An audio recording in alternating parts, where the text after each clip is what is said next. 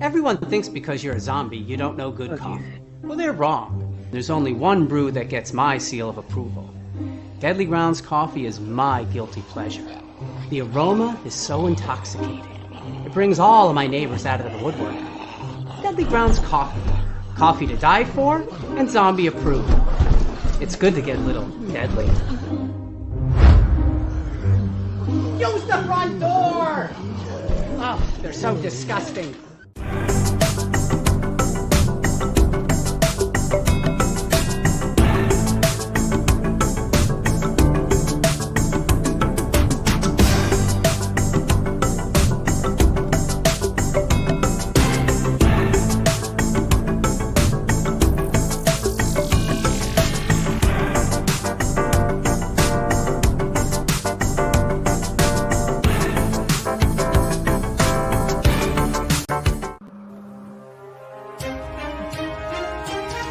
The Dorkening and all affiliated shows are not intended for anyone under the age of 18. The following may contain discussions or scenes that have adult situations, graphic violence, nudity, strong sexual content, and graphic language. This show is intended for mature audiences only. Viewer discretion is advised. Ladies and gentlemen, the motion picture you're about to see contains scenes so terrifying, the public must be given grave warning.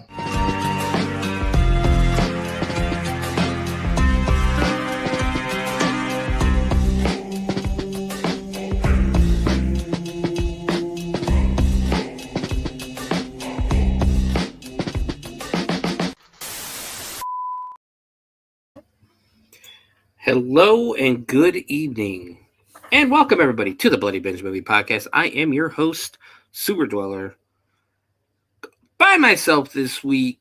Jen has some other stuff to do, and I'm trying because for some reason it's not. Why will it not let me go live on threes?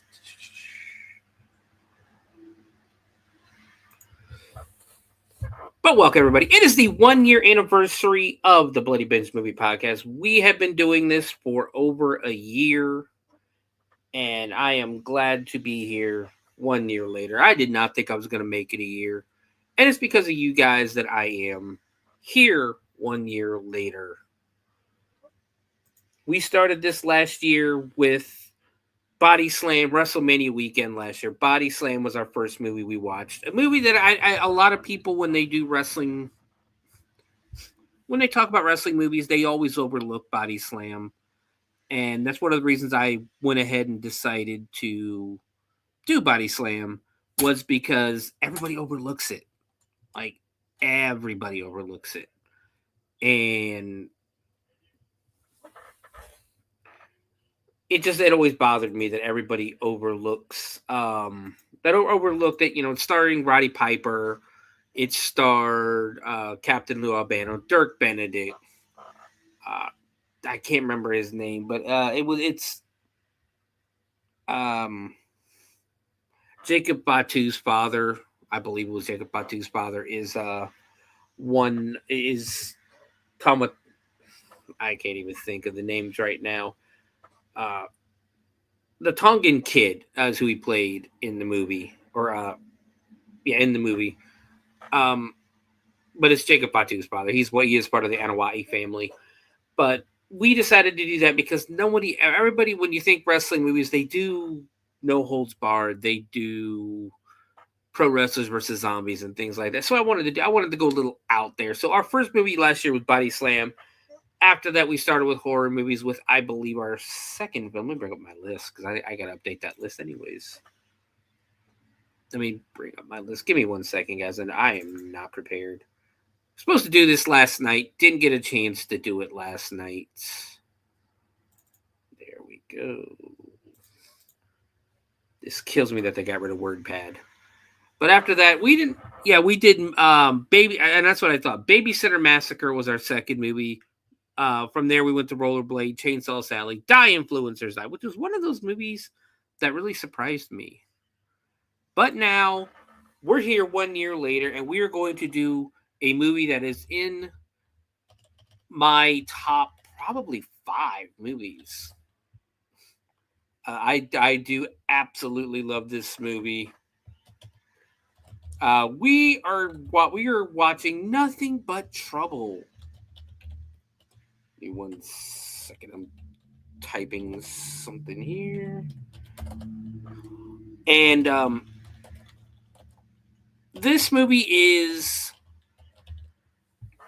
Dan Akroyd's directorial debut, and actually the only movie that he would have ever this is the one movie that this is the only movie he ever directed. I'm sorry, I'm having a little brain fart here. He's the only movie he's ever directed.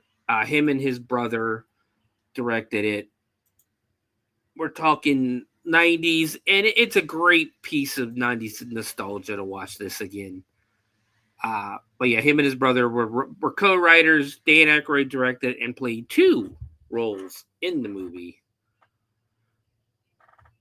So we're going to be watching that in the second half. Of course, I'm trying to get a couple of these fixed if it'll let me, to try to get everybody in.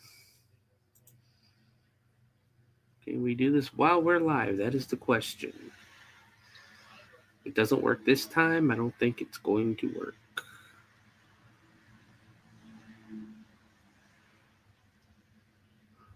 But yes, we are here celebrating 1 year of the Bloody Binge. Something that, again, that I never thought would it's not gonna let me use it. All right. Sorry guys, it is the stuff I didn't it doesn't show me until we go live. So there's a couple of places I guess we're not gonna be able to. We'll try one last time just because there's a couple of places I won't be able to stream to. Live problems on the air. Usually I have Jen here to handle this for me. But of course, like I said, on the second half, we're going to watch Nothing But Trouble, Dan Akroyd's directorial debut. We'll talk about the movie a little more on the second half. But of course, to start the show, we are going to talk about the weekly roundup of horror movie news and of course the haunt industry news roundups for the week. So let's go ahead and get started.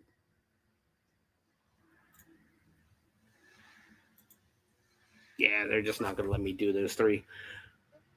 I was supposed to go live last night. I was a little under the weather. Hadn't had a chance to watch the movie yet, so going live just wasn't going to be a thing. But we'll go ahead and get started. So we're going to start with Dent Schoolhouse in Cincinnati. They just announced this week that they're going to be opening Dent's. They're going to be opening the schoolhouse, the haunt, as a B&B, as a bed and breakfast on Airbnb, I believe. Airbnb. So you can actually sleep in the actual bedroom of the notorious Charlie the Janitor. Basement bedroom, you get 1950s antique and furnishings, working toilet and running water. Bookings begin later this month, April through September, dates available. And then next year, Zobo Circus tents. So that's pretty awesome. I love I love Dent Schoolhouse. If you're near Cincinnati, you haven't been, it's an amazing haunt. It is probably one of the best haunts. Definitely one of the best haunts in Ohio. They're voted every year across the nation as one of the best. We're going to remove these 3 real quick. All right, this way it won't distract me the rest of the show. But they're one of the best haunts. Definitely one of the best haunts in Ohio. Probably one of the best in the country. They do an amazing job there. They've got a really cool backstory that's natural because there is actually a Charlie the janitor. There was a janitor there that was a known serial killer. But we're going to talk about that here in a couple of weeks on another episode of Shiver, on our next episode of Shivers, which is going to be May 1st. For those who don't know, Shivers is our show on Shivers is our show on the paranormal. We are going to be doing an episode where we're going to actually have some haunters from across the country come on and tell us about their paranormal experience, some experiences that they've dealt with paranormal inside their haunts. It is going to be part of our halfway to Halloween weekend. We got two specials planned. We got the episode of Shivers, and of course that Friday we are going to be doing. We're going to be watching Jacko as a celebration for halfway to Halloween. 6 months out. 6 months till Halloween. It is coming up. It is sneaking up on us already. The haunt season is gonna be pretty tight this year. I think hopefully everybody has a better season than they did last year. Last year's, I know the numbers were down across the board in the haunt industry. But Dent's second big announcement this week is that the Dent Schoolhouse is officially in the world of Magic the Gathering.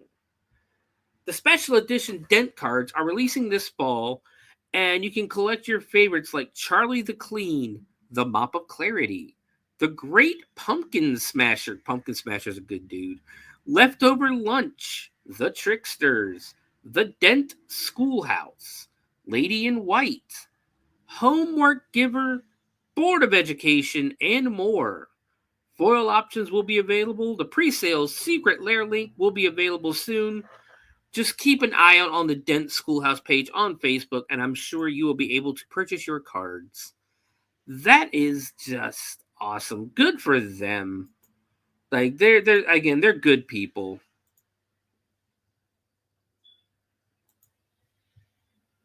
They are good people, and they definitely deserve this honor. So definitely go check them out. Check out, if you're playing Magic the Gathering, check out those cards, because that's pretty sweet. That's pretty awesome. But moving on to our next story, which I thought I had up already, and I do not. As you can see, guys, 1 year later, and I'm still not prepared.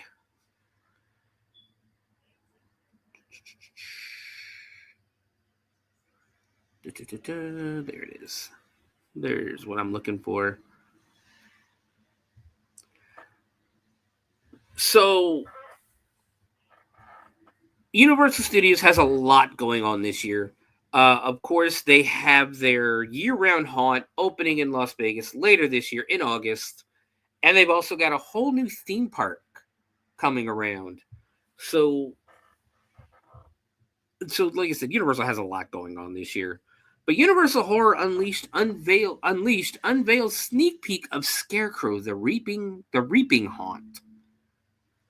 So ahead of officially opening to the public on August 14th, Universal Horror Unleashed has unveiled a better look at Scarecrow, the Reaping.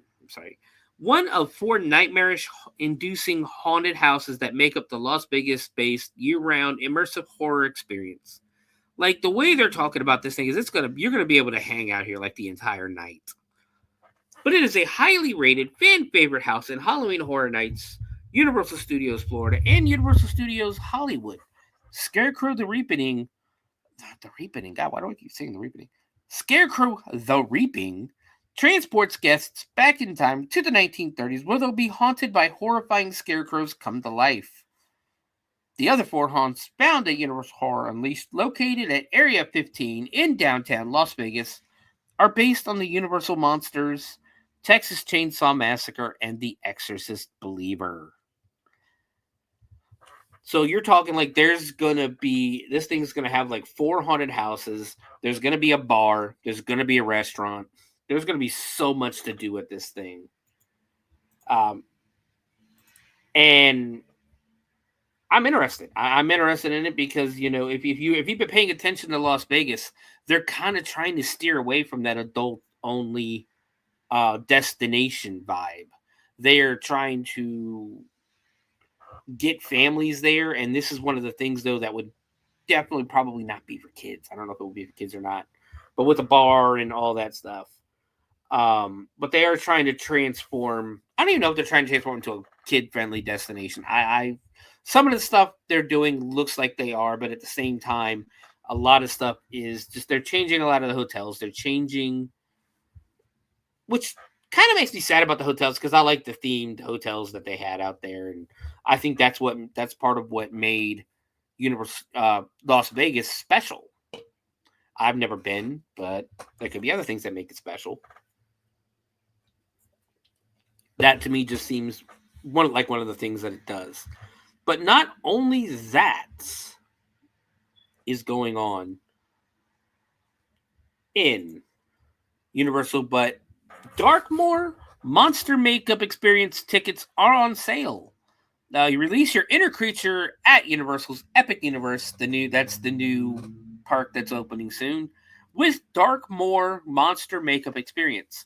Horror fans can enter into Dr. Pretorius's old lab, which has been converted into a parlor. 3 skilled artisans use their talents to experiment on customers and release their inner love of Universal horror monsters, be they werewolves, vampires, or something even more fashionably monstrous. Guests can choose from 2 20-minute experiences: the experiment ticket, makeup only, and the transformation ticket, makeup plus accessories. Tickets are now on sale, starting at $45 for the experiment tickets and $109 for transformation tickets for ages 5 through 9, and $169 for transformation tickets for 10 plus. Epic Universe opens May 22nd. So we're a little over a month away from Epic Universe opening, and I think that's going to be great. That place is going to be cool. One of the first times that the original monsters from Universal Horror are going to be honored and put forward. Put front and center. Like you had a few of them when they did like the Beetlejuice show in Universal. You had a couple. You had Frankenstein, Dracula, and the Bride. But this will be the first time where the monsters are front and center. Now they've done the makeup thing before, and it was always pretty cool.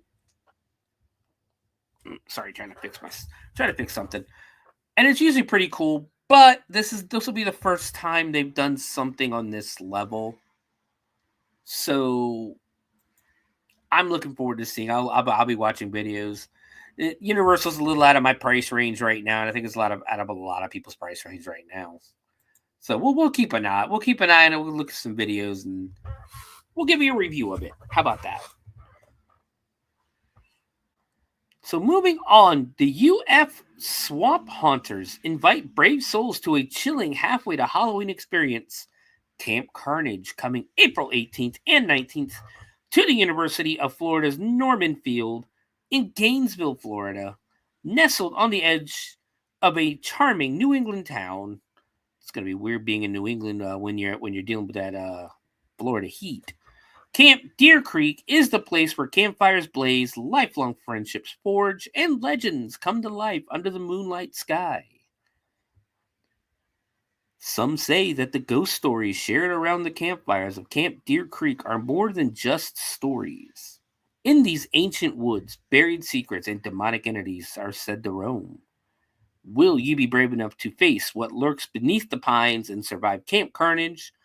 Swamp Haunters is a division of the Gator Theme Park, Engineering, and Design at the University of Florida. So what it looks like is they let the students at the Engineering and Design school at the University of Florida design a haunted house for you guys that you can go through, and it only costs $5.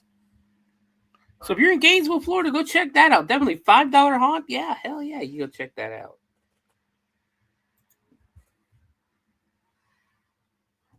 So that is actually going to be it for the haunt industry portion of our show, because there again, it's still early. It's still early in the year. Haunts are still they're right now. They're still in the planning phase. They won't really start building until May, June, somewhere around that area.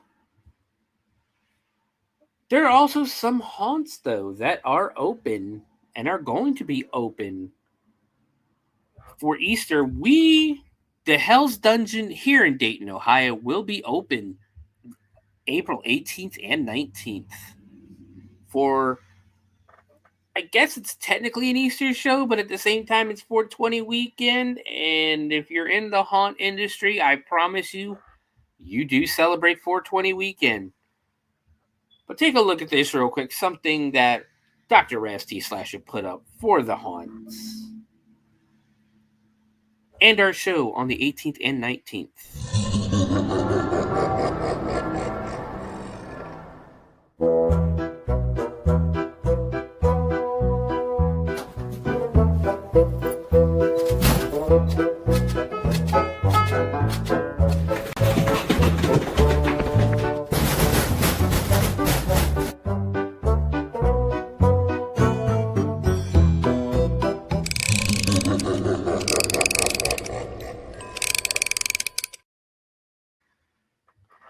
That's right.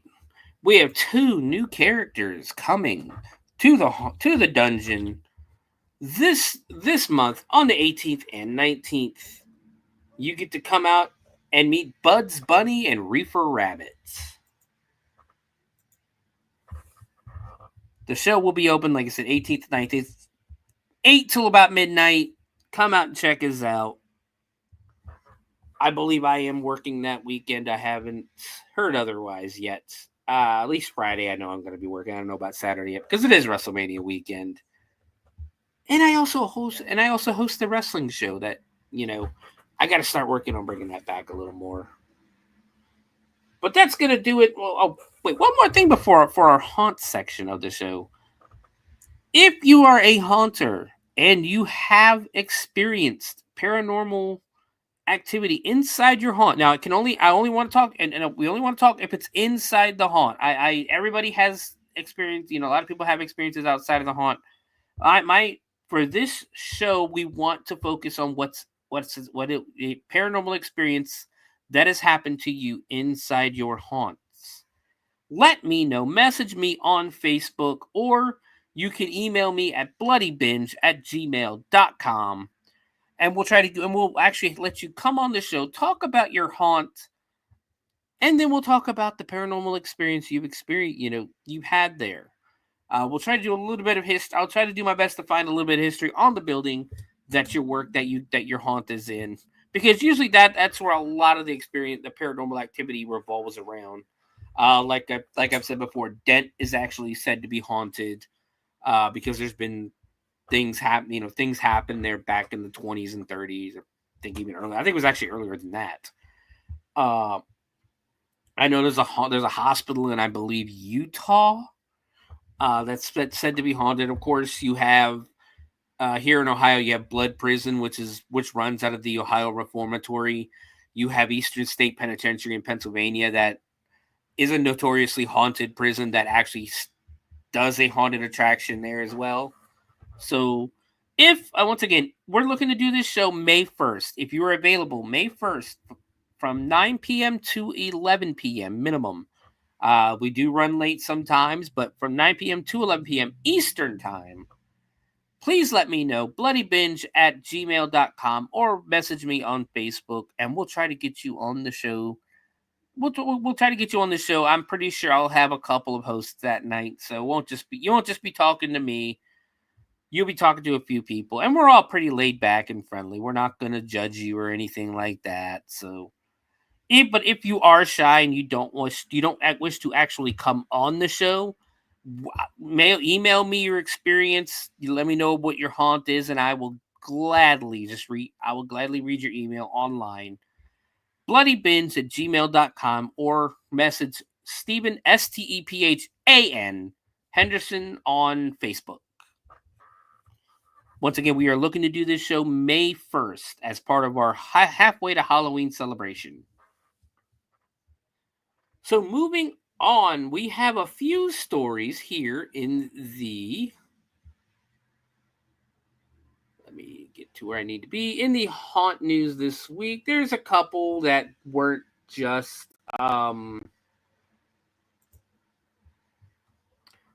trailers or stuff like that, because that's been the problem lately. Is all the news has been trailers coming out. This is our reviews and things like that. I will say though, I did watch the trailer. I guess it's a teaser trailer for the Naked Gun this morning that released with Liam Neeson playing Frank Drebin, and I fucking love it already. It was funny as hell. I didn't realize that Seth MacFarlane was a producer on this, so you know it's going to be funny. And it doesn't look like a remake, so I might actually be on board because it does not look like a remake. Liam Neeson is playing. If you watch the trailer, Liam Neeson is playing Frank Drebin's son, and then his partner is, I guess, the chief's son, and then it goes to O.J. Simpson's picture, Norberg. It goes to Norberg's picture, which of course is O.J. Simpson, and the guy looking at his picture just looks at the camera and goes, nope, nope, not doing it. But it is actually pretty funny. It looks like it's gonna live up. I think it's gonna live up to it, in all honesty. But I'll definitely be going to see it. Hopefully, we're supposed to go this weekend to see the Minecraft movie, so keep a lookout on social media, and I'll give you a review. I'll give you a non-spoiler review of the Minecraft movie.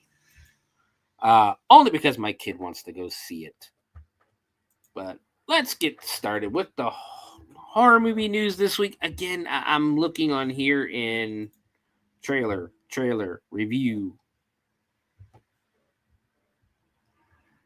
But it's, like I said, it's one of the bad things about looking at, bloody, disgusting Fangoria, and that it's a lot of trailers. Like the teaser trailer for Five Nights at Freddy's 2 came out. There's like reviews like, this is our best list of this. So give me a second. Again, a whole year later, and I'm still not completely repaired. And in my defense, I wasn't feeling well last night, so. But we're looking at this. Is there anything that isn't just... Then we talked about this last week, where Danielle Harris and Scout Taylor Compton from Rob Zombie's Halloween, Danielle Harris, of course, from Halloween 4 and 5, are joining forces for like a new show. I think we did talk about that last week, actually. I think I'm missing a page here. I know, don't you guys just love the dead air while I'm trying to get this? Tickets for the 26th annual Blob Fest in Phoenixville, Pennsylvania are now up for grabs. Every year, the historic Colonial Theater on 227 Bridge Street in Phoenixville, Pennsylvania, pays tribute to the horror classic The Blob with Blobfest. The theater, after all, was prominently featured in the classic 1950s movie starring Steve McQueen, and tickets for this year's upcoming 26th annual Blobfest are now officially up for grabs this afternoon. Running July 11th through the 13th, this year's theme is Camp Blobfest, promising an outrageously over-the-top festival experience filled with nostalgia, thrills, and larger-than-life fun. Grab your tickets to the 26th annual Blobfest right now. These events tend to sell out within a few days, so if you're planning to attend, make sure you secure them as soon as possible. The 3-day festival of ghoulishly gooey fun pays homage to the theater's starring role in the 1958 Steve McQueen film The Blob, which we've already talked about. Let me bring up the website so I can tell you what the prices are. Now, this looks like something fun. If you're near Phoenixville, Pennsylvania, it looks like it could be fun. So right now, Friday night run out and stage show. I guess they do the whole thing where you're running out of the theater. You get to be part of that, which was that's one of the biggest parts of the movie. Let's not lie, that is one of the biggest parts is everybody running out.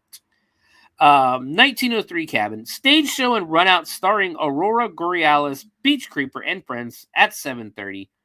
VIP 140, floor 45, balcony 40.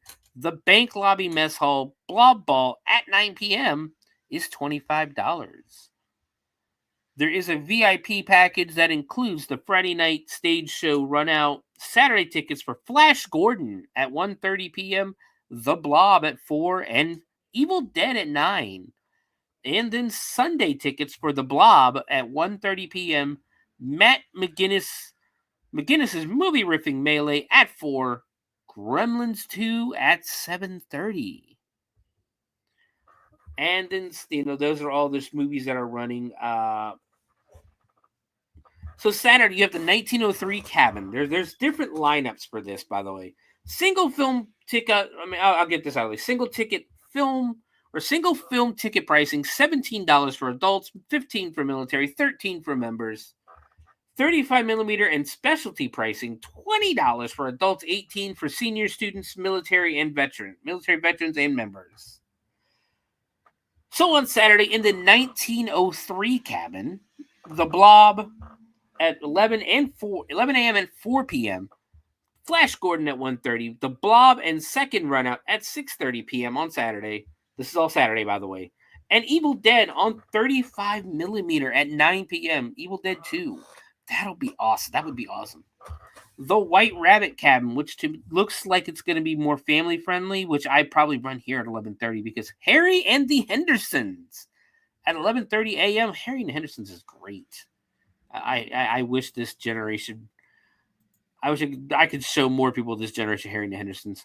La Masa Devoradora at 3 p.m. and 8 p.m. I don't know what that is. And Addams Family Values at 5:30. I get, this might be one of them hills I die on, but I like both Addams Family movies. I think Family Values was better. Sunday, you have the 1903 Cabin showing The Blob at 1:30 p.m. and Matt McGinnis's movie riffing melee at 4 p.m. and then Gremlins on 35mm at 7:30 p.m. The White Rabbit Cabin will have short submissions from 1 p.m. to 6 p.m. There's a street fair. There's a Blob Fest. That's their frequently asked questions. The Blob Ball. There's just so much to do here too. Facade decorating contest, short film contest, costume contest. Just so much. The Blob Fest 5K, 10K, and half marathon. So much to do with this thing. Definitely, again, if you're near Phoenix, but go check that out. I've heard it's a great time. But yes, I love when theaters do this, and that's one of the sad things that's happening in Pennsylvania right now. Actually, is the Monroeville Mall. Basically the entire filming location for the original Dawn of the Dead. I believe it's getting ready to be torn down. I think they're getting ready to close it and tear it down for condos or something. But then, which is just heartbreaking because that's such an important piece to film history, especially horror movie history. But unfortunately, the world must go on, I guess. Progress must be made, and malls are dead. I mean, we have a couple of malls here in the Dayton area. We have Dayton Mall and we have the Fairfield Commons. Fairfield Commons stays busy, but it's also got a really pretty awesome arcade inside of it. The only time I ever go to Dayton Mall anymore is if I'm picking up an order from Chick-fil-A, honestly. But Fairfield Commons gets pretty busy. Dayton will get busy like at the holidays, but other than that, no. So moving on to our next story, if I can find one. Let's see. This seems to be a big one because I've seen this a lot of places. Elle Fanning to team up with the Predator in Predator Badlands. The Predator franchise will return to the big screen in November of 2025 with director Dan Trachtenberg's Predator Badlands and Elle Fanning starring. The actor took to CinemaCon this week to debut a trailer per THR, revealing an intriguing new detail about Fanning's role in the film. Elle Fanning will play Tia, a character that doesn't fight against the film's predator, but rather teams up with the alien hunter. Something unprecedented happens in this movie, and my character is not the one being chased, Fanning told CinemaCon's crowd. My character actually teams up with the predator, and you get to see him in a whole new light. That aligns with what Trachtenberg previously said of the upcoming release. The creature is front and center, leading the charge, which that happens a lot in movies where the main creature, the main monster of the movie is put in the background. Like, if you guys remember Hellraiser, the first Hellraiser, Pinhead's in the movie, 5 minutes? 6 minutes most? I think I remember seeing a Doug Bradley talk, and he was like, I think it was officially like 7 minutes and 40 some seconds or 50 some seconds, something like that. And the whole movie's about Pinhead, and Pinhead's not even in the movie. But that happens a lot, like especially in the first one, you know. But yeah, so it looks like either the Predator's going to be a good guy or Elle Fanning is going to be a bad guy in the movie. So yeah, I'm not seeing anything else really on here that isn't lists or trailers or anything like that. So let's go ahead.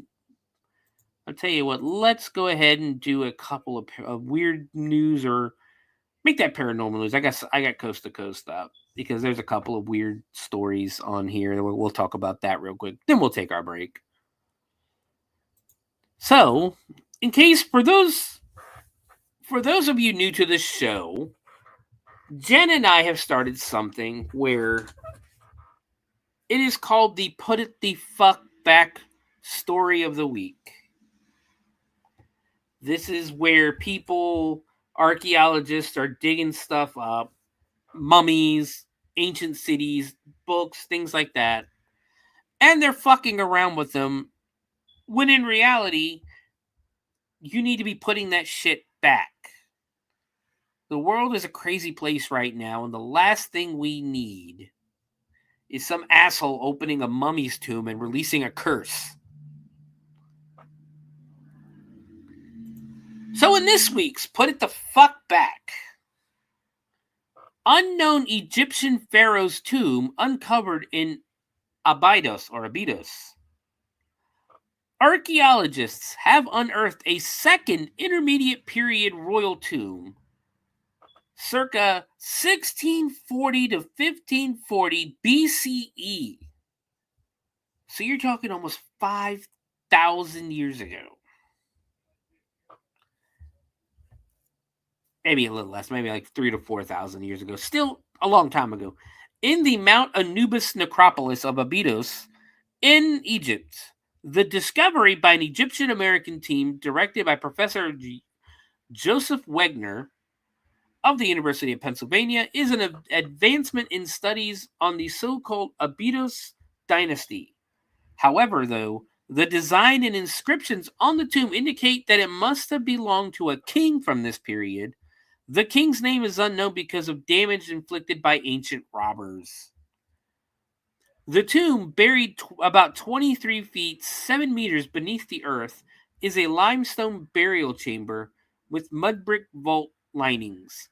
The structure originally stood about 16 feet, 5 meters high, and is larger than the other tombs from this period. The entrance inscriptions depict the goddesses Isis and Nephthys, who were normally associated with the funerary rites, but the hieroglyphic inscriptions that originally bore the king's name have been damaged and identification is difficult. One of the less documented periods of Egyptian history is the Abydos dynasty, or Abydos dynasty. I know I'm probably not saying that correctly at all. I apologize. The ruling power of Upper Egypt when the Hyksos controlled the north. The style and location of the tomb resemble that of King Senebkes, whose tomb was discovered in Abydos in 2014. Mohammed, I might be again, is it Mohammed Abdul Badi, head of the Egyptian Antiquities sector at the Supreme Council of Antiquities, thinks that the newly discovered tomb might have belonged to one of Senebkes' predecessors. The candidates are King Senayib and, oh, good lord, Payintjeni. I apologize. I don't know the proper way to say these names. I'm sorry. Who are known to have erected monuments in Abydos. Unfortunately, the tomb was heavily looted during ancient times. Robbers took away all the treasures, including the mummy and sarcophagus of the king, leaving little for archaeologists to discover about his identity. The recess where canopic jars were meant to be placed was also empty. Tomb looting in the region has been documented as far back as the Roman period, when people invaded burial sites to extract valuable limestone, granite, and quartzite. Besides the royal tomb, another significant discovery was made in Banawit village, north of Abydos. Egyptians from the Supreme Council of Antiquities unearthed a workshop for Roman-era pottery and glass, which shed light on Egypt's industrial history during the Roman period, 30 BCE to 642 BCE. To 642 CE. The workshop contained a number of kilns and storage areas and 32 ostraka, fragments of pottery inscribed with Greek and Demotic texts that documented commercial transactions and tax payments. So, yeah.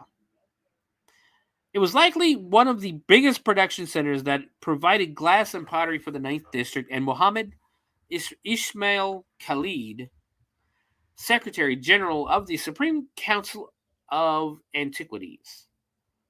The site appears to have been reused in the 14th century CE as a burial ground with graves. Among the burials were mud brick tombs containing mummies and skeletons, including the remains of a child wearing a fabric cap and the skull of a woman who was approximately 30 years old. Put it back. The presence of wheat, roots, palm seeds, and barley indicates connections between agricultural practices and burial traditions in the Sohag region. And there's a picture of the baby's corpse. Great, now I'm cursed too. Once again, put it the fuck back. You want to study it? You want to look at it? You want to study it? Fine, do what you need to do. Leave it there. Do not pull that out. Do not take it. Nothing. Leave it. Bad scientists, bad paleontologists, bad archaeologists. Leave it.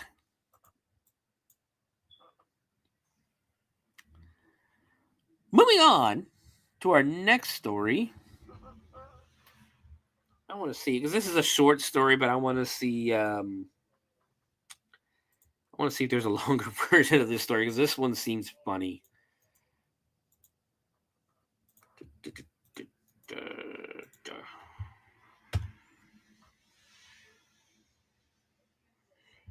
Let's see.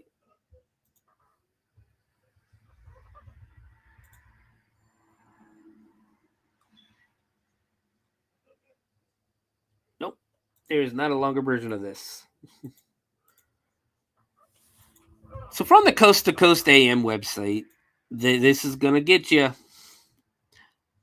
Ghost hunt dispute sparks gunfire exchange in West Virginia.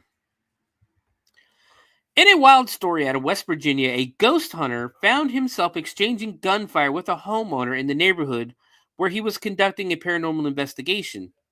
The strange case which came to light over the weekend reportedly began late last night. This is a longer, hold on, I might have found a longer version of it.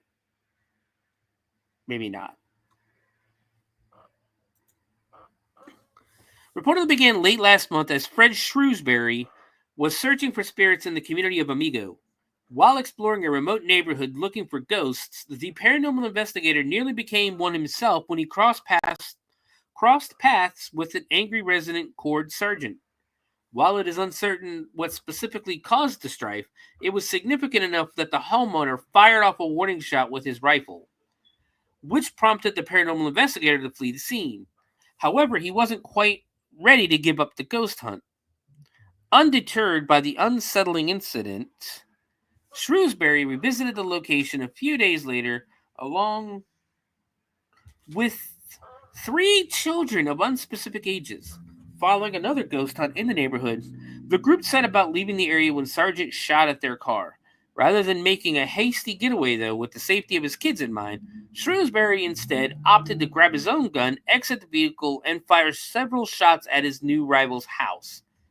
In response, Sargent squeezed off a few more rounds, including 2 that hit the car containing the juvenile ghost hunters, who one imagines were terrified by what was unfolding around them. Police are said to be investigating the strange shootout and though no charges have been filed in the case.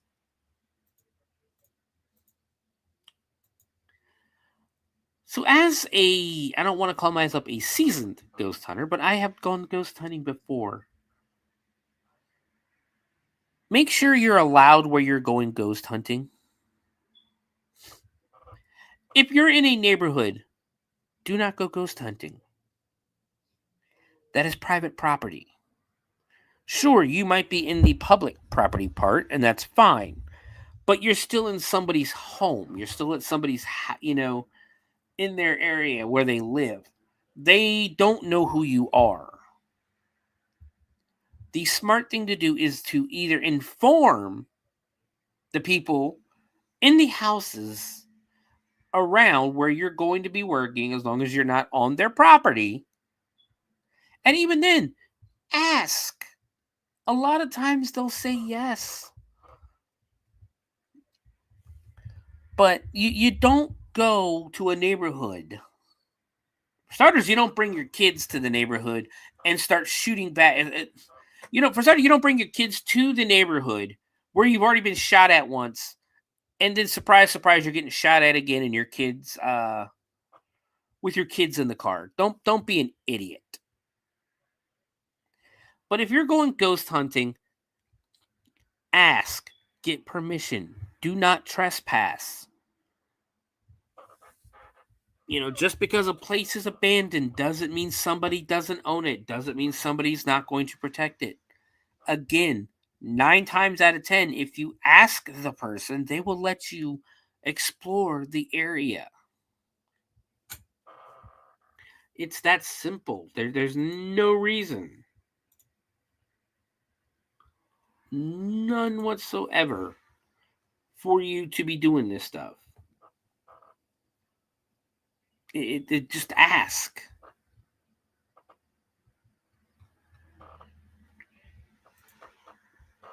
So I just wanted to get that story out there for you because I thought it was pretty funny. But we're going to take our break here soon. When we come back, we're going to be talking about Nothing But Trouble. It is our 1-year anniversary show. I hope everyone has enjoyed the past year, even a little bit. A little bit, however you want. I just hope I hope I brought some kind of enjoyment to people in this past year with the movies that I've picked. Hopefully I've entertained and informed you on certain movies, because that's the whole point of my show, is to bring movies to people that normally wouldn't watch movies. And I've done it to myself a couple of times. Our 3rd episode was Rollerblade. Let me bring this back up.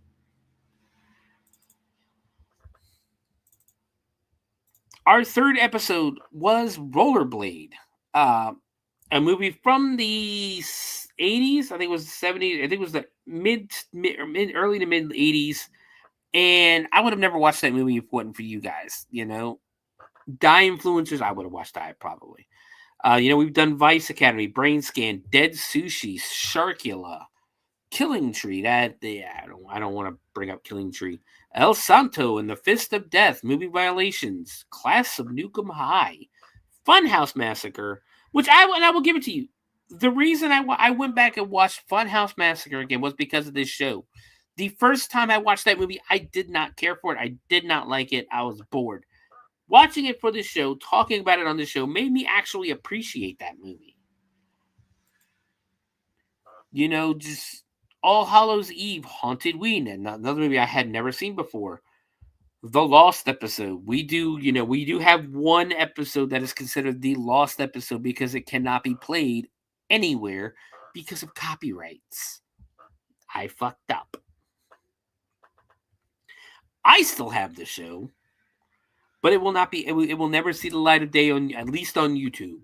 At least on YouTube, because it gets hit with copyrights every time. We did an episode where we did Halloween horror shorts on YouTube and Troma.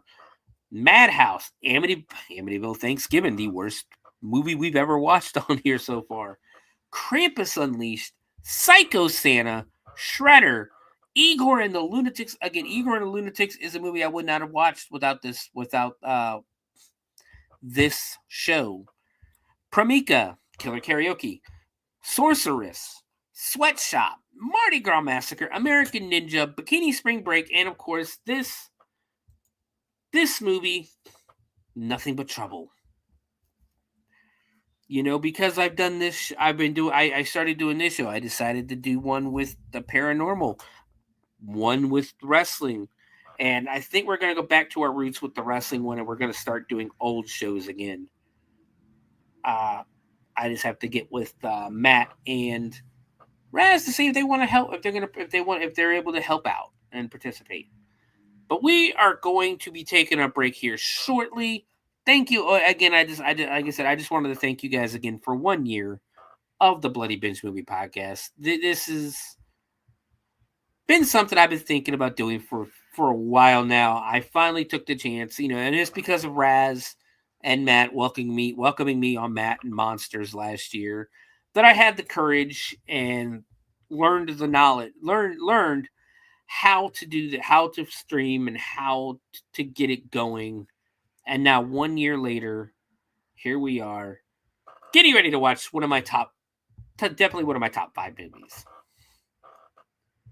So guys, we'll be back here in a shortly. This break doesn't last as long as it really seems, but we'll be back. And when we come back, we are going to be talking about Nothing But Trouble. Stick around.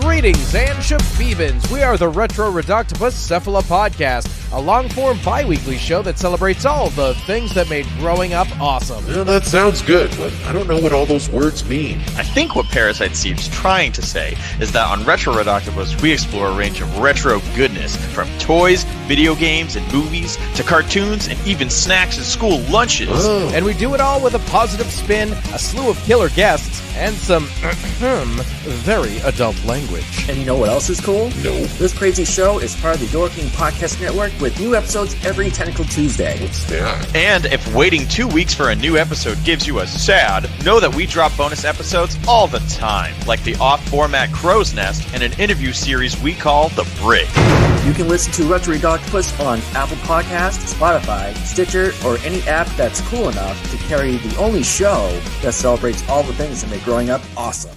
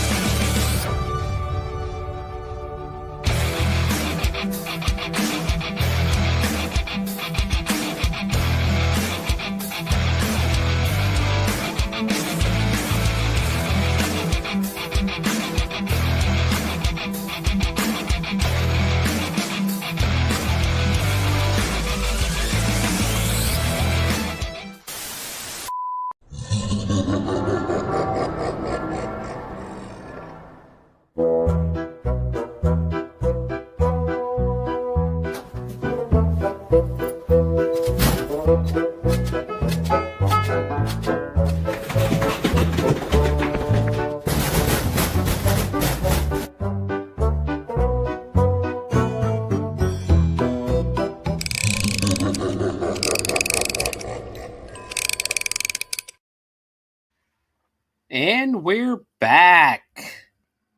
Welcome, everybody who's just joining us to the Bloody Binge Movie Podcast. I am your host, Sewer Dweller.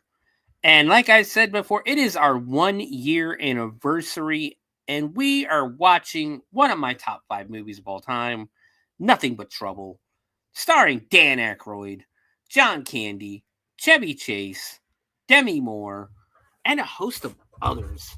Daniel Baldwin makes a, I don't think I'm hitting, sorry if I hit anything. Daniel Baldwin makes a cameo in it. Valerie Bromfield. Well, let's go ahead and explore the cast real quick before we get into the movie. The movie was...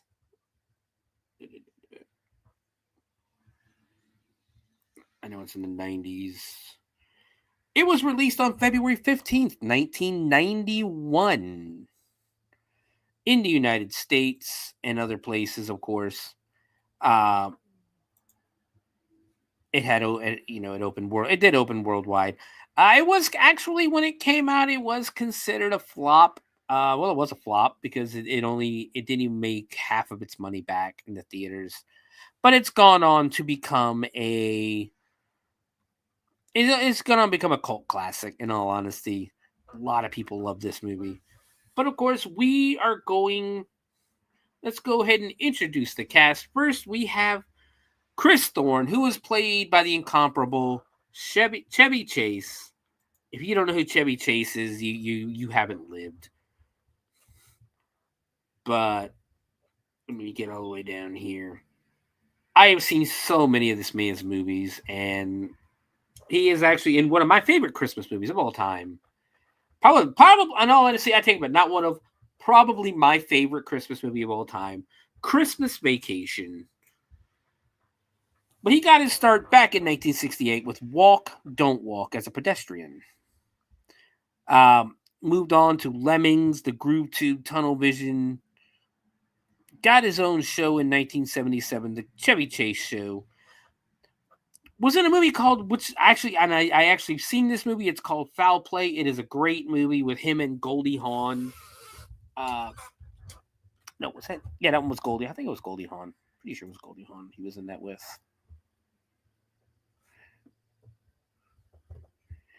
Yes, him and Goldie Hawn, Burgess Meredith. Him and Goldie Hawn did a lot together. Oh Heavenly Dog, and finally, I think what I would call his breakout role, Ty Webb in Caddyshack. From there, he went on to just a bunch of other movies. He once he did Caddyshack in 1980, it would take 3 years before he would do National Lampoon's Vacation, which would earn him the iconic role of Clark Griswold. From there, he went on Deal of the Century, Fletch. In 1985, he did National Lampoon's European Vacation. And with Spies Like Us, Three Amigos, Funny Farm, Caddyshack 2, National Lampoon's Christmas Vacation, The Earth Day Special, LA Story, and he did this in 1991 and went on to Memoirs of an Invisible Man, Last Action Hero as himself, Cops and Robertsons, which is another one that was actually pretty good, pretty funny. Vegas Vacation, Dirty Work, Snow Day, Orange County, Bad Meat. I mean, he's done so much out there that it's hard to go through everything he's done. But it's Chevy Chase, and again, if you haven't watched the Chevy Chase movie, you haven't lived. We move on to Dan Akroyd, who played 2 characters in this movie, but I think he only gets credit for one. He plays Judge Alvin J.P. Valkenheiser. He also, of course, is the writer and director of the movie, along with his brother Peter Akroyd, who also helped write the movie, but he is the sole director of this movie. Dan Akroyd, I mean, again, if you don't know who Dan Akroyd is, just go back and watch an 80s movie. That's the best I can tell you. But Dan Akroyd, just so much.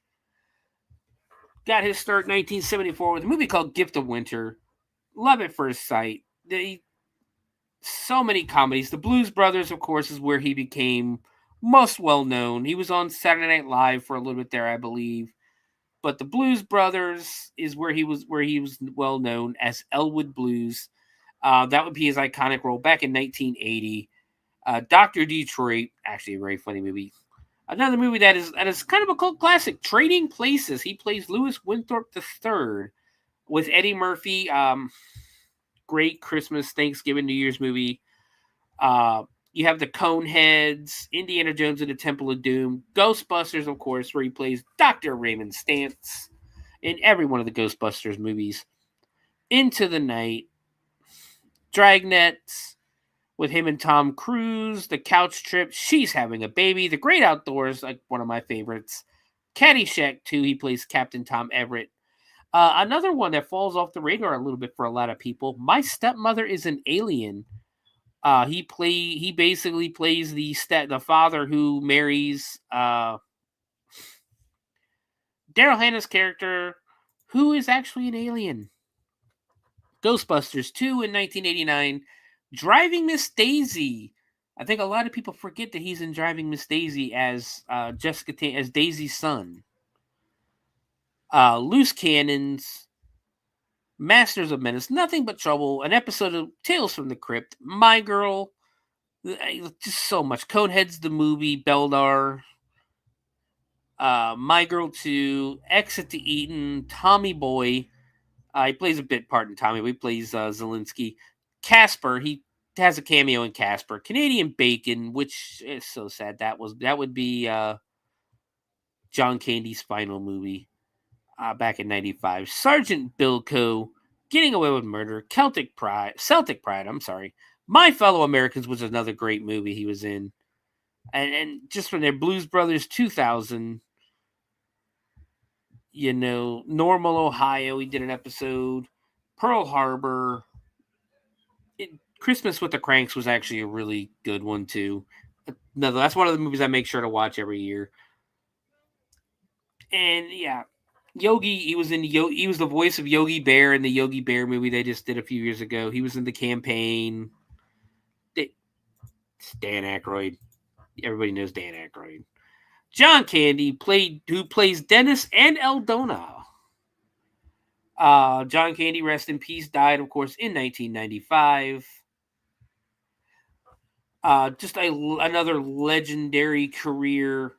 And I take it back. Dan Akroyd was not on Saturday Night Live. I thought he was. But Daniker had a legendary career. Tunnel Vision, The Clown Murders, Finding the Lady. SCTV, I think, is where he got his roots in. Stripes, he plays Ox. Heavy Metal, Saturday Night. Oh, he was on one episode of Saturday Night Live. Plays the security guard at National Lampoon's Vacation. Going Berserk. Yeah, there was a time back in the 80s where if it was a comedy movie, you had Chevy Chase in it, you were either going to see Dan Akroyd or John Candy, or a host of others like Eddie Murphy and everyone, just because. Going Berserk, Brewster's Million. He Brewster's Million, great movie. Summer Rental, another one of those movies that it's kind of like a family movie, but it falls off the radar. Volunteers, funny movie. Had a bit part in Little Shop of Horrors. Spaceballs, of course. Armed and Dangerous, which is probably the first movie I saw him do drag in. And anytime you see John Candy doing drag, it's hilarious because he was a big dude, and I don't mean just like fat. I mean, he was tall. Like I said, Spaceballs, Planes, Trains, and Automobiles. She's Having a Baby, The Great Outdoors, Hot the Trot. Who's a movie that I'll tell you right now, this movie will be coming to the show eventually. Who's Harry Crumb? Uncle Buck. Home Alone, he played Gus Polinski, the Polka King. Nothing But Trouble as Dennis and Eldona, of course. Delirious, another movie that'll probably end up coming here to the Bloody Binge Movie Podcast. Had a character in, or had a role in JFK, Rookie of the Year, Cool Runnings, Wagons East, Canadian Bacon, and I guess he had another movie called The Magic 7 where he put his voice in, but I still say Canadian Bacon. I'm not a big fan of Canadian Bacon, but it was his unfortunate final movie. And we have Demi Moore again. Demi Moore, you know what she's been in. Ghost, St. Elmo's Fire, 16 Candles, Outsiders, just such a host of movies. G.I. Jane, Indecent Proposal. What was that one? I'm trying to think of the one. She was your female heartthrob, I guess. Not really a heartthrob, but she would be the female sex symbol of the 80s or the 90s rather. She was up there on the level of like her and Tom Cruise. If you wanted the best looking person in Hollywood at the time, you were going to for a male, you were going to grab Tom Cruise. For females, you were going to grab Demi Moore. In all honesty, like, she was gorgeous. Valerie Bromfield plays Miss Perda. She's in things I don't remember her from a lot of stuff. Needful Things, Mr. Mom. A lot of side characters. Taylor Negron plays Fausto, and I'm not even gonna try to say his last name. He was in The Last Boy Scout, Biodome. The last thing he was in was a movie called Alienated back in 2015. Good, bigger star. Then we have Bertilla Damas, who plays Ronalda, Fausto's sister in the movie. I thought they were husband and wife, but they are actually husband or brother and sister. She did a couple episodes of Brooklyn Nine-Nine, Lucky, Lodge 49, Pearson. Again, nothing. Roswell, New Mexico, a few episodes.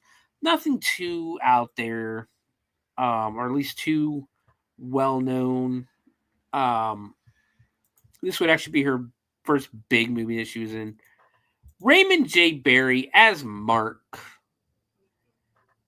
He's one of them guys where you see him, you know him. The best role I can think of with him recently would be The Ref in 1994, where he plays Santa Claus, the drunk guy walking around dressed as Santa Claus the entire movie. Brian Doyle Murphy as Brian. Brian Doyle Murphy, again, you know who he is. If you've seen Christmas Vacation, he plays the boss. He was Noah Vanderhoff in Wayne's World, Groundhog Day, Caddyshack, JFK. He was Jack Ruby and JFK. And he's been doing a lot of voice work. And he's one of them voices that if you heard him, you know. And if you see him, you know him. John Wesley as Sam. Again, a guy you know him. You see him, you know him. And finally, the Parliament Funkadelic, including Tupac Shakur, makes a cameo appearance in the movie, playing the song for the movie. And I absolutely love the song that they play. It's such a good throwback to the 90s. But we have a lot to get through. There's a lot of trivia we're going to talk about after the movie. So let's go ahead and get into Nothing But Trouble. Let me take a sip of drink real quick first, and we're going to get into this movie. If you wish to watch along, I will say the movie was available when I picked it for this episode. The movie was available on Tubi. It is no longer available on Tubi. But it is available on Plex for free, and it is available on YouTube for free with ads.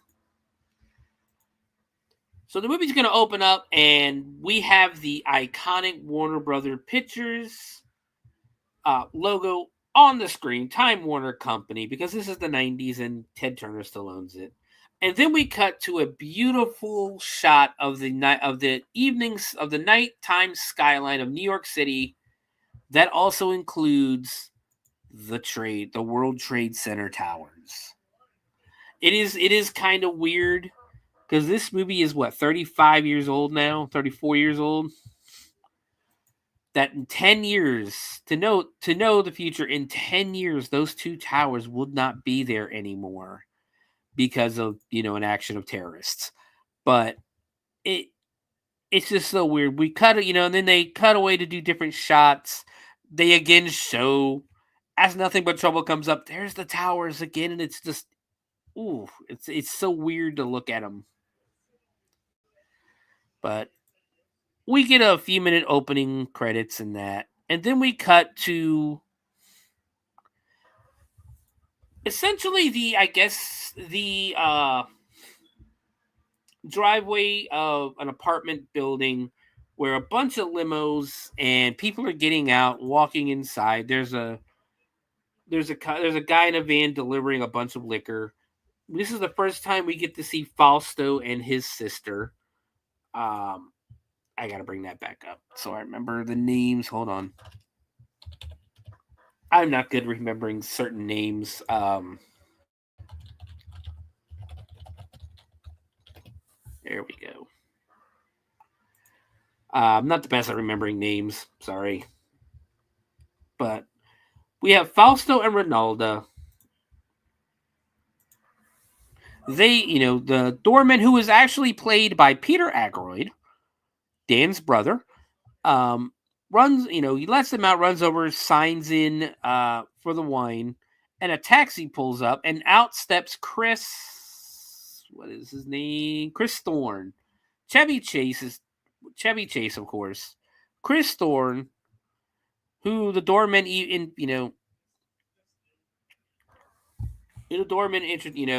welcomes home. He makes a comment that the one-eyed Russian immigrant went 115 blocks in 15 minutes. And then it's a record.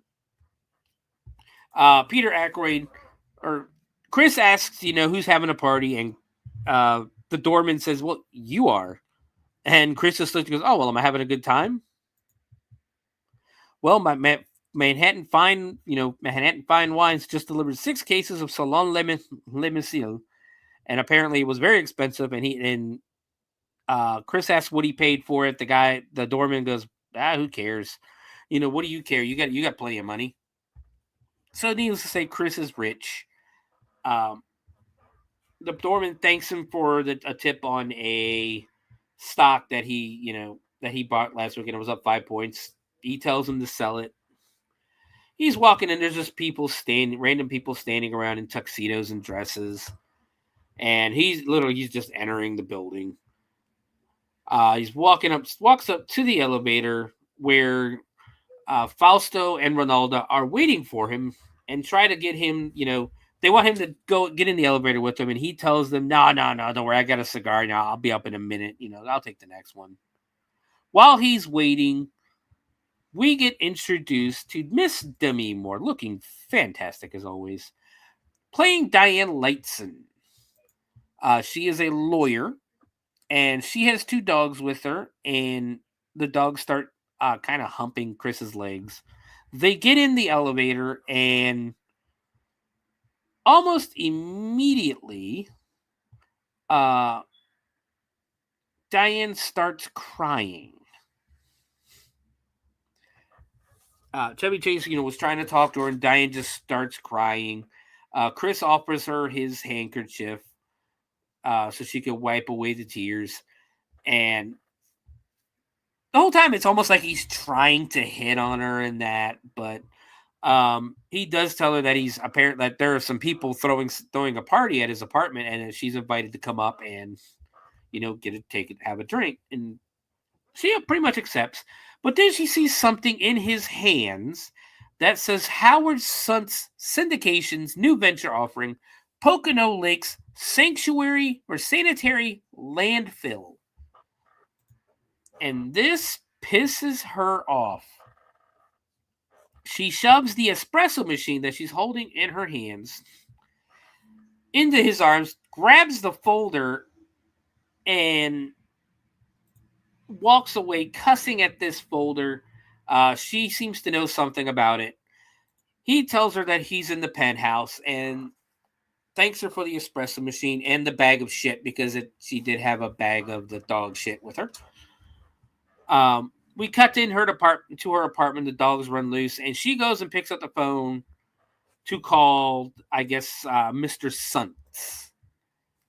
She doesn't get Suntz, but she starts asking the secretary, essentially, who she's talking to, her his assistant, what's going on with the sanitary deal and in the landfill deal. And she's, telling her that she's only his goddamn lawyer, and he needs to be talking to her about it first before he does something like this.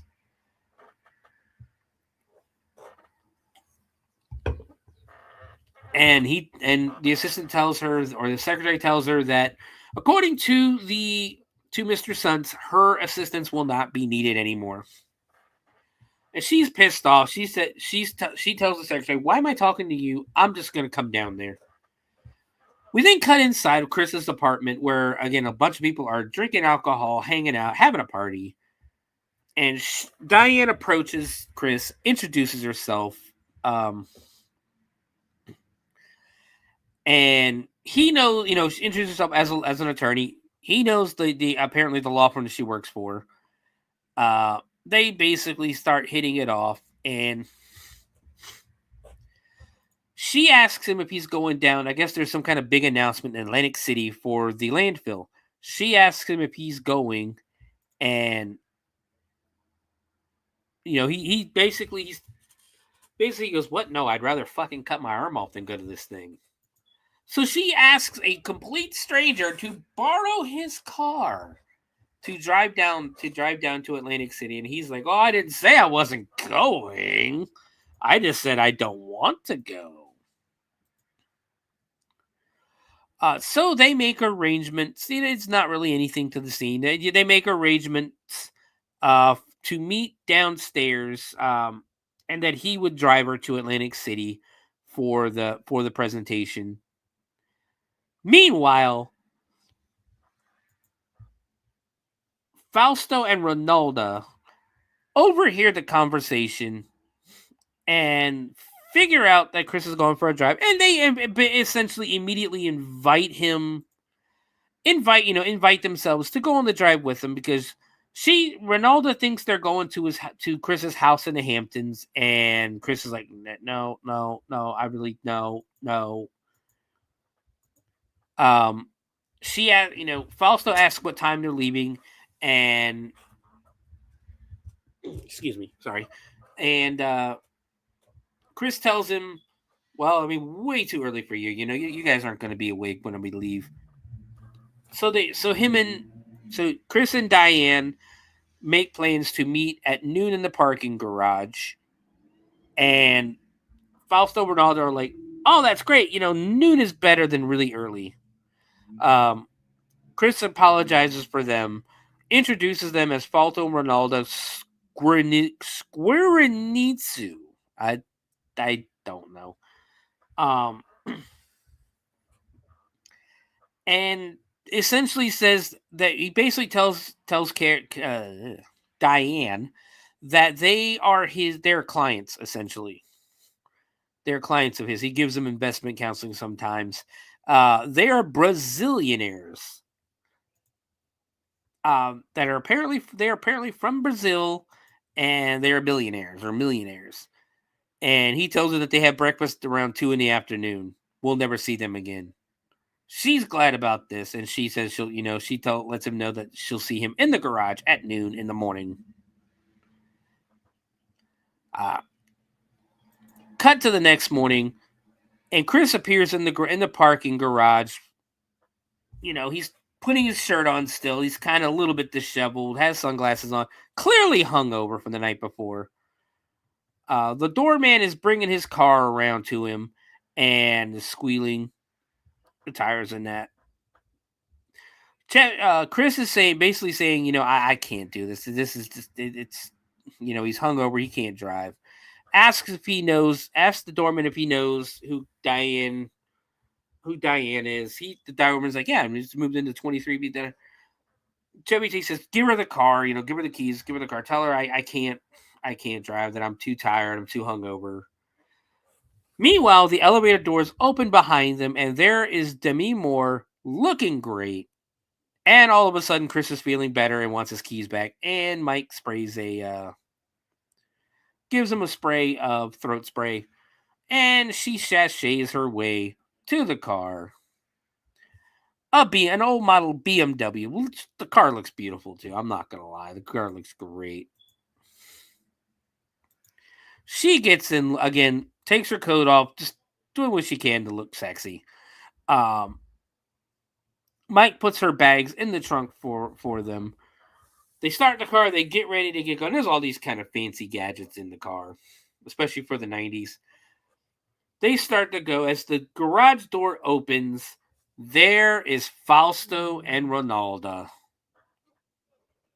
waiting for them.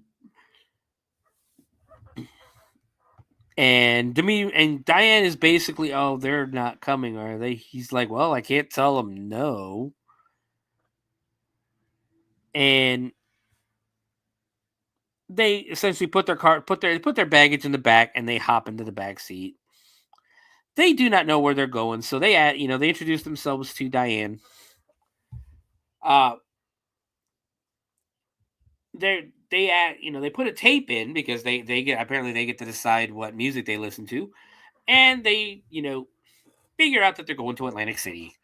So off they go, and we cut to basically the car driving around New York City, getting on the interstate with the Brazilian music playing, the brother and sister just talking. We cut inside a couple of times. Chris is using one of those old battery-powered shavers to shave his 5 o'clock shadow off. Diane is talking with the siblings in the back. Diane asks Chris how long he's been divorced. Chris is shocked that she knew. But he's been divorced for 4 years. Diane asks if he still misses her, and he goes, nah, I've been over for weeks. From the back, as they drive a little further, from the back, Ronaldo is telling him that, hey, this is a boring road. It's the highway. It's a boring road, and she wants to go somewhere in the countryside because they planned a special picnic for him. Well, it is New Jersey. And Chris tells them, well, this is everywhere. It's just smokestacks, and it's what does he tell her? That is just smokestacks and basically not countryside. for miles, basically in this entire part of New Jersey. And Ronaldo literally goes, "What? What's the point of you inviting us on a drive if you're not going to take us where we want to go?" And Fausto tells him he's being a bad host. It's like, motherfuckers, you are in my car. You invited yourselves on this trip. Go fuck yourself. Diane finds a parallel route so that they can go try to find somewhere to have the picnic, get back on, and still be in Atlantic City. Chris agrees, and they get off off the interstate, and they take the exit for Old Coke Road. All we see is Chris driving through, again, just old coal mines and things like that, in just a very way out of the way city. They enter a village. It is the village of Valkenvania. And as they enter, there's a billboard with a one car crashed into another, and it says he should have obeyed the law. Drive safely, slow down. And it's a cop holding a baby with 4 people covered in rags. But they're driving through the village, and it's almost like an old west town. There's smoke in places. It's old, broken down cars, 2-lane road, and they drive by this family that looks straight out of West Virginia. It's 4 guys, really, probably just people they had on set that they dirtied up a little bit and made look white trashy, I guess you could say. And one of them is holding a baby and a dog.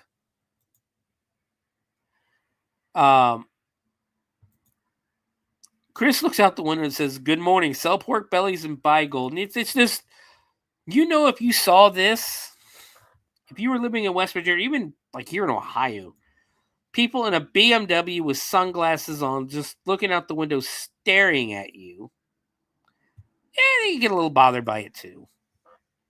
Tells them to sell pork bellies, buy gold. Almost hits the smokestack that's in the middle of the fucking street. And they're still driving. They're talking about how much the town stinks and that. As they're driving, they run a stop sign. Almost immediately, a police car pulls out behind them. It is village police. Cut to them driving down it's a forest. It's really a road with trees on both sides. There's really, again, nowhere to pull off or anything. So Fausto and Ronaldo decide they're going to start eating in the car. They give Diane some food and that. As they're driving, they see the cop pull up behind them. Chris is ready to pull over, and Fausto's like, "What are you, a pussy? What are you, bitch? Come on, why are you gonna? You're in a BMW. This thing does this thing does 90 fast. What is it? Faster than that car will." Chris thinks he's speeding because he's doing 65 and a 50. Fausto's, again, like I said, telling him, like, "Well, what are you, a pussy? You don't got to stop." And Fausto's basically like, that's a provincial cop. With this car, you could outrun him. We could do 90. And Chris goes, "Are you kidding me? This fucking car goes 130. So Chris puts the foot on the gas, and they're running from the police now. We get a small chase. As Chris is starting to pull away, we cut inside the police car, and he hits a couple of switches that say manifold, which is literally flames coming out the back of the car and giving him, basically, it's like a boost. And the cop car is catching up. Chris is still speeding, trying to lose him. Go inside the cop car, hits another button, and a detour all of a sudden shows up.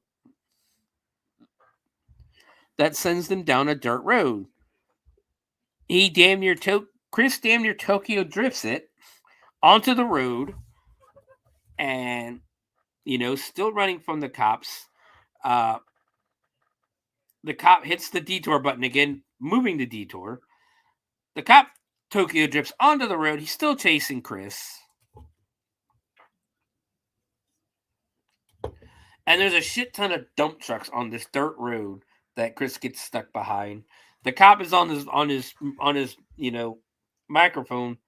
Sir, these trucks own this road. You're not going to get away, Diane looks down and sees that how high up they are on this thing, running from the cops. Finally, they get to a point where there's another police car with a woman aiming an assault rifle at them. Chris slams on the brakes and stops finally. And she keeps aiming her gun at him as the other officer gets out of the car. Chris doesn't think anything will happen. He basically thinks it'll be a slap on the wrist. Because apparently back in 1990, you didn't get arrested for running from the cops like you would in 2025. We see the officer walk up, and we meet Dennis. And they do the whole, where he has the driver, he has Chris step out of the car, and they do the whole license, registration, proof of insurance thing. Chris is wondering why he got pulled over. He asks if he was speeding, and tells him he wasn't sure he was a real cop, and he meant that in a complimentary sense.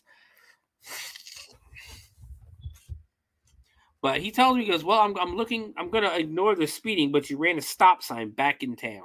Tells him to put his hands up on the roof spread, or he's going to frisk him.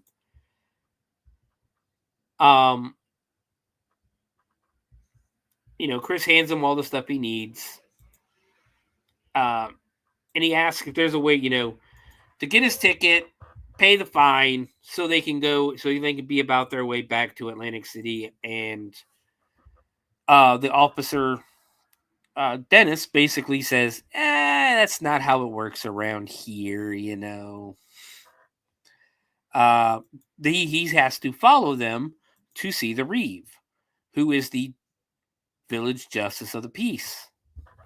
So they're not allowed to leave until they see the judge. As they're driving, they start following the cop. As they're driving, there's a beeping in the car because there's no service to any of his fancy gadgets. They get to this junkyard, and a drawbridge comes down for everybody to cross. They all cross, the drawbridge comes back up, and they're still following them. And they're looking around at the weird stuff because there's like a bunch of, a whole pile of toasters. That's how much weird shit there is. There's a bunch of toasters in one section. And just old cars. And they realize they're in an old scrapyard. They get to the house, to the main house, and on the sign, it literally says 1898 Valkenvania Courts and Schools. They enter the mansion, and Chris makes a joke, doing the whole "Lucy, I'm home." The woman, the woman who is who is it? What's her name? Miss Perda. Tells him, "Yeah, we know it's old. Fuck you."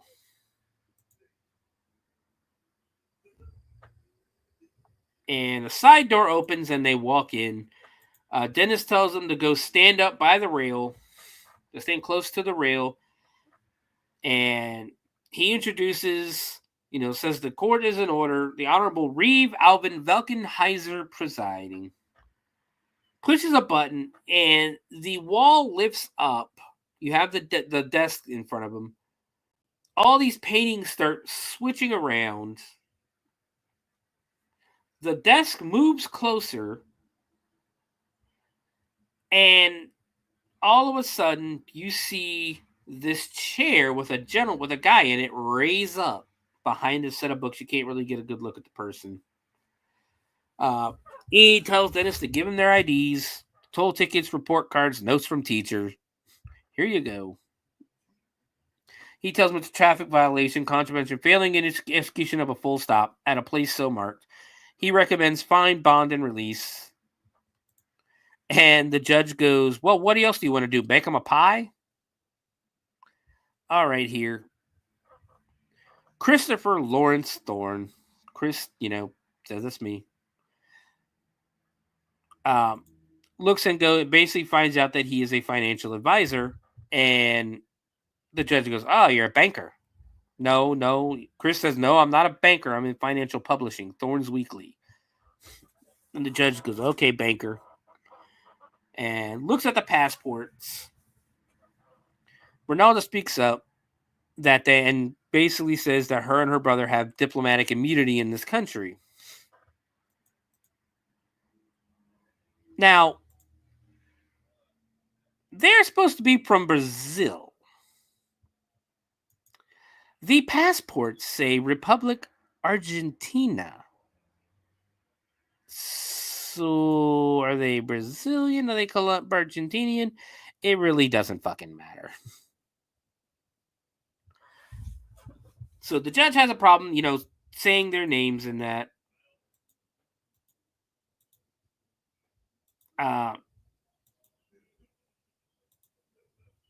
He has a problem saying their names. He calls them friends of the bride. He calls them friends of the bride. Chevy Chase makes a joke going, yeah, we want to get married. Chunk and that's the bad thing when I watch movies. I always call these people by their real names. Chris says they're getting married. Dennis says, no, sir, no wedding, moving violation, failure to stop. The judge says, let's be quiet, or Diane says, let's be quiet, and we'll be on our way. And the judge goes, I'll let you on your way. When the cat's eyes will spin, the judge stands up angry. Now listen. And needless to say, it is the creepiest dude you've ever seen in your life. The picture is who I'm using. His nose is in the shape of a penis.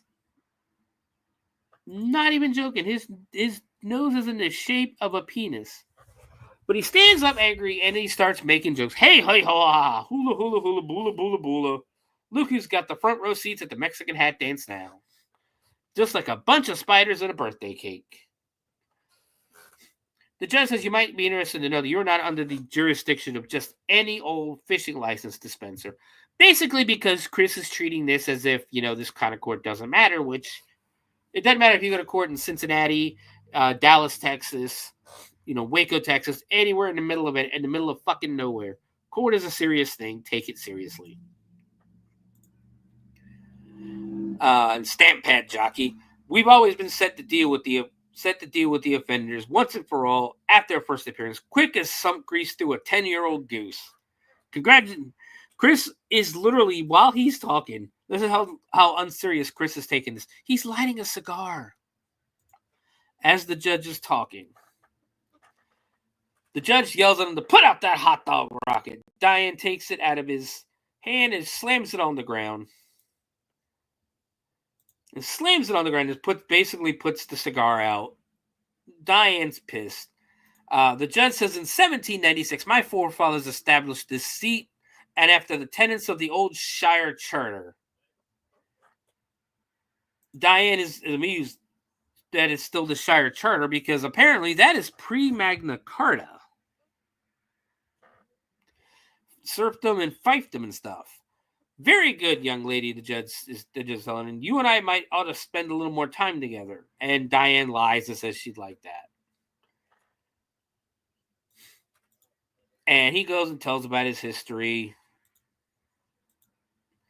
And he tells them that he'll tell them stories about how he fought the Germans in World War I later.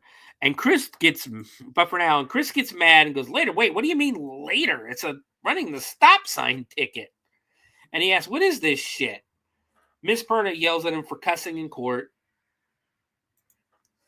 And Chris says, we don't want to hear the story of your life. We just want to pay and get the hell out. Diane is apologizing to the judge because she knows that, you're fucking up. He holds them over for further appearance to be held tomorrow afternoon at 4 p.m. They will be confined until then. The judge says, good night, Irene, pulls a lever, and they go flying down to the basement, landing in a pile of squeaky toys.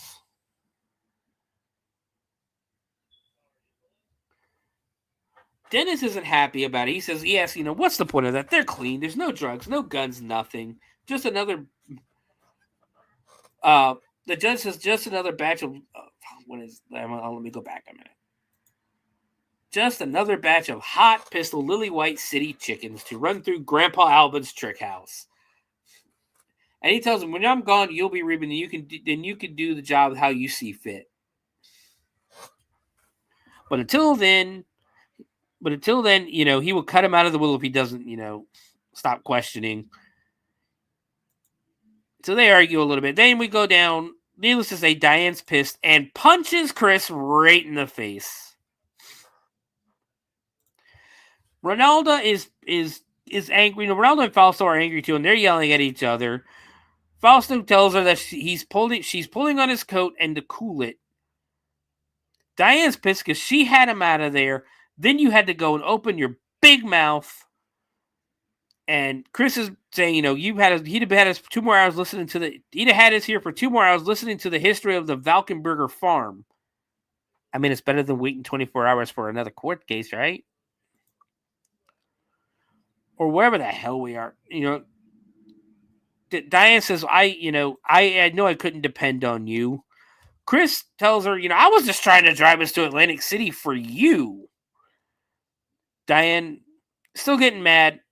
Fausto fires Chris, and both him and Diane tell them to shut up. We cut back outside to another car that is speeding down the road. Inside, we have Daniel Baldwin making his cameo appearance with 2 women and another guy in the back seat. They are drinking whiskey and they are smoking weed as they're driving. Dennis catches them at 79 miles per hour in a 50, even though the sign says 55. He goes after them. They realize they got company and the cop is there. Oh, damn it. Sorry about that. They realize there's company and the cop's there. So the cop chases him down, pulls Daniel Baldwin out of the car, and of course asks him for his driver's license, registration, insurance, and fitness certificate. The first thing Baldwin pulls out is a flask. So he gets his license out, gives it to Dennis. Dennis asks if he's been drinking tonight, and he's like, Baldwin's like, well, I've had a couple. What's it to you? Dennis tells him he's going to have to blow to see how drunk he is. And Baldwin goes, what, blow you to get out of a ticket? Forget it. Meanwhile, his girlfriend in the car says that she'll blow him. But Dennis reassures them that he means that they'll have to take he'll have to do the breathalyzer. Blows on the breathalyzer, blows twice the legal limit in the village. Basically, Dennis tells him that he's going to have to come with him because, DUI. And Daniel Baldwin pulls out a gun and puts it to his face and goes, yeah, I'm not going anywhere. Dennis starts getting up, starts acting scared.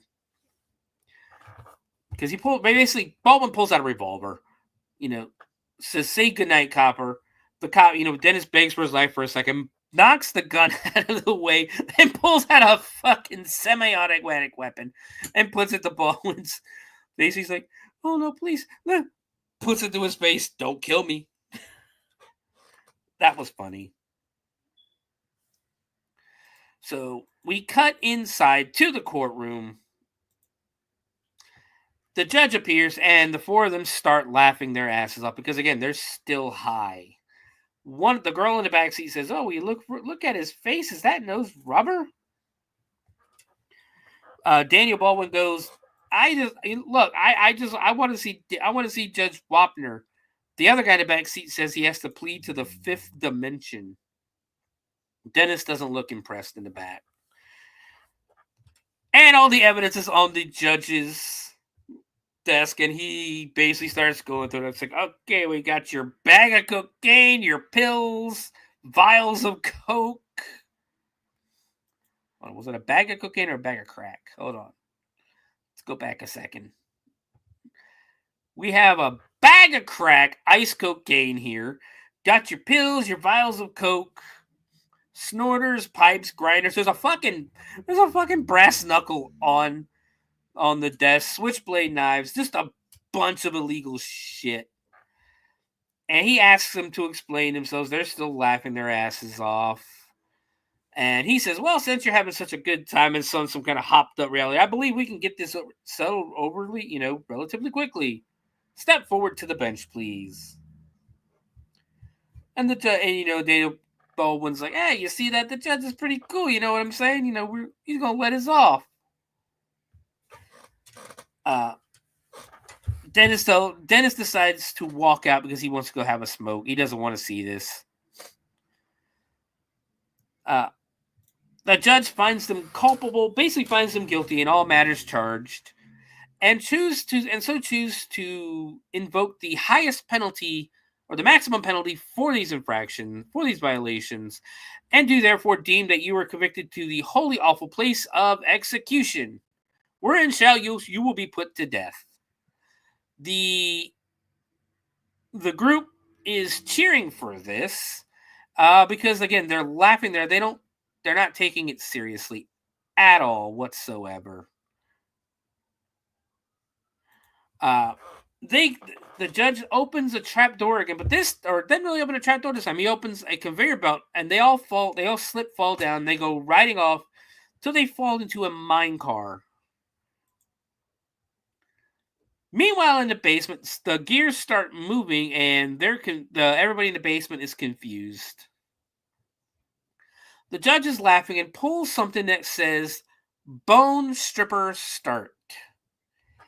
And this freaking machine that's like a bunch of engines starts revving. There's flames coming out of the exhaust pipes. It looks awesome. Then we see the group. They're being almost like a roller coaster. The judge is on a microphone telling them, "I'll give you all your coke, your grinders, your spoons, and pot and guns and knives back to you once you come out the other end."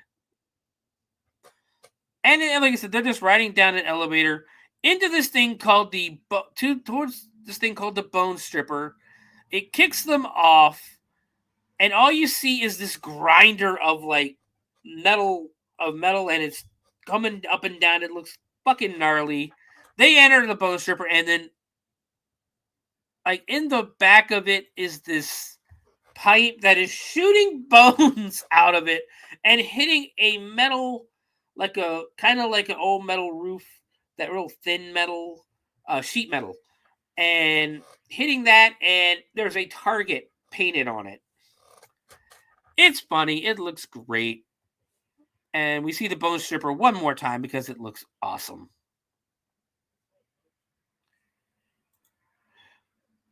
Meanwhile, in the basement, they're still talking, and Miss Purda comes down and tells them that it's time to go have dinner, and they're going to have dinner with the judge. Cut to the dining room, where there's a really big, long table, and everybody's sitting at it, including Dennis and Miss Purda. All of a sudden, the judge comes down from the ceiling. He lowers himself down on a chair from the ceiling. And yeah, it's just everybody's. He says, "Welcome to supper." Asks everybody, "How about a nice Hawaiian punch?" Puts I'm trying to think. It's not really a funnel. It's what you would put into an old oil can to pour the Hawaiian punch out. And Chris again thanks the judge, and makes the joke, nothing like a long day after a long day of driving as a nice warm glass of Hawaiian punch. They pass it around. Everybody pours themselves some Hawaiian punch. The Ronaldo doesn't even want it. Diane asks if he treats all of the prisoners this graciously, and Dennis says only bankers. And then Officer Ants on a Log. Ants on a Log, if you don't know, is a piece of a stalk of celery with peanut butter and raisins on it. She takes it, but she doesn't want to touch it. So she grabs it and puts it on her plate. Then we hear some heavy footsteps walking down the stairs. And now we meet Eldona, Dennis's sister, John Candy in drag. It is always hilarious. He does a really good job playing a woman. She is apparently dumb, one of the best mechanics in the county, and she is mute. She does not. She was struck dumb at birth, but she does not talk. She is mute. She seems to have taken a liking to Chris.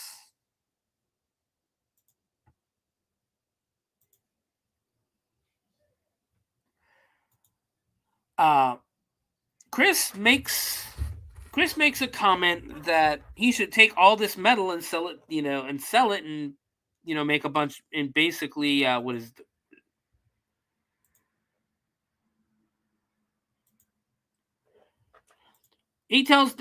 Chris tells the judge, "You've got enough vintage steel to make a few thousand Toyotas. Ever think of selling the whole place to the Japanese?" And the judge gets excited. He goes, "Bing bong, there you go. Does the Pope wear a hat? Does the Pope wear a hat? Was Sergeant York's mother an angel? And will a banker grope for money?" Chris again reminds him, "I'm not a banker. I'm a financial publisher." The judge goes, "All I know is in 17, after they shipped me off to fight, some New York financier rolled in here one day and hog-wallered and tub-wangled my grandfather into mining the whole place out in exchange for shares in something called the United Coke Company. Do you know what those stock certificates are worth today? Just about the finest outhouse wallpaper you've ever seen. Now, the reason, they don't tell you this in the movie, but the reason that would be worthless today is because if they would have gotten it in 1917 to 1920, that would have been before the Great Depression, which started in, of course, 1929. So that stock would be fucking worthless now. And he tells them that, because of that, they were forced to become what they drove through today: burnt out coal field, the biggest icebox graveyard east of the Ohio Foundry Belt. And that's why he never lets a banker go. Fausto gets stupid. He goes, "So your grandfather made a bad deal. Is that our problem?" Diane is trying to appeal to the judge's kinder side and says, and tells him, "Well, that's a very, very tragic story." And the judge says, "I believe it is." Bernalda says he should write a book. And then Eldona comes back with really, it's hard to describe this thing, but it's a contraption. And the judge asks how they like their dogs. Chris looks scared. Diane freaks out a little bit and thinks they're serving dog. And the judge goes, No. Hot dogs. Dutch Country Hereford's prize winners. Diane is excited that their hot dogs are not actual dogs. She pulls out, and again, this is probably not disgusting in all honesty, the grayest looking hot dog and sauerkraut you've ever seen. And puts it on the plate. The judge has it on a piece of bread, and nobody wants it again probably because it's gray. But there are certain German sausages that you eat that are gray. The judge then hits another button, and the inside of the table disappears, and a railroad track rises up with a train that has all the condiments you would need for your hot dog. It is actually pretty cool if the train fucking stopped. but it only stops in front of the judge. Who puts mustard, ketchup, and onions on his hot dog. And he's, telling him, go ahead, grab what you want, grab the condiments you want, eat what you want, Then all of a sudden, there is a huge earthquake in the building. The whole building starts shaking. You hear rumbling. The Jell-O starts shaking a little bit. You see an explosion outside, and the judge just looks. And of course, the prisoners are looking scared about that. Ronaldo asks what that was. And just like, it's just a mine fire. Been burning since 1926. And he says, nothing will cause us to interrupt our meal. Tells him again, come on, mix up them condiments the way he does. And it's disgusting the way he's eating it. The train starts moving again. And a pickle comes flying out and hits Fausto in the face. Fausto decides it's time for him and Ronaldo to escape. He says that they're wicked, that they're funky, misanthropic, codependent animals, and that he's not going to sit there, or he won't have his sister, who was once the Queen of Mardi Gras, sitting at a table with a pickle shooting train. Ronaldo says he's right, we have to go. Miss Perda gets up and picks up the semi-automatic weapon from earlier. Fausto and his sister decide to jump out of a window, and they go running as Perda is shooting at them. And apparently Miss Perda is a stormtrooper because she doesn't hit a fucking shot. Chris and Diane throw their napkins at the judge, and they go running. The judge just hits a button, and a gate closes, trapping Diane and Chris inside. Eldona appears behind them, grabs Diane by the back of the neck. And Chris tells her, you unhand her. So Eldona grabs him by the back of the neck. And he goes, yeah, that's more like it. She drags him back to her grandfather, who tells her to show them to their room. Excuse me. Meanwhile, Fausto and Ronaldo are outside. They are running away, trying to escape through a field, till when they come to a body of water that they say smells like it smells like Sao Paulo.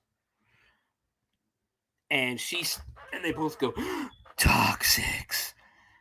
Ronaldo does not want to go swimming in it, and Fausto is trying to explain to her, we kind of gotta. We have to get to the freeway. So he kind of pushes her in. He falls in. They go swimming across. We cut back inside.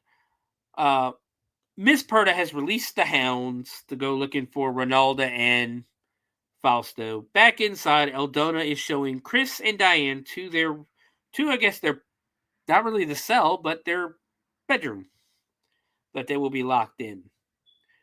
Slams the door, locks it. Chris offers to make a fire because he can see that Diane is kind of chilly. Cut back outside. Ronaldo and Fausto get across that nasty river. It's really not even that long of a river. It's like probably could have just ran around it. But they get up there. They're going up. They're trying to hitchhike to a truck, and Chris is waiting for them. He says, "Congratulations, folks! You made it across our gully. You should get a prize." And he pulls out his weapon. They beg to let him go. Let them and their friends go. And says that they're rich, solvent, liquid. Dennis asks, what the hell am I going to do with money? All I do is work for the Reeves since I was 8. And that his room and board, he gets free room and board. Fausto says he has the power to help them. Dennis is looking like he's going to break. And Fausto says, dude, it looks like you need a nice couple of weeks holiday. Like a vacation. Time off from your job. And apparently that is where Dennis Dennis goes, you peeled the correct banana there. So that's where you get Dennis's attention. Fish tacos, he vacation, fish tacos, all that stuff. They hear the dogs.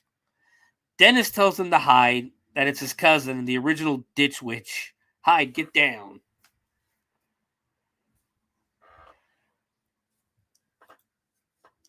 Back inside the room, Chris basically asks if the guy that they're going to see dumped her, which, yes.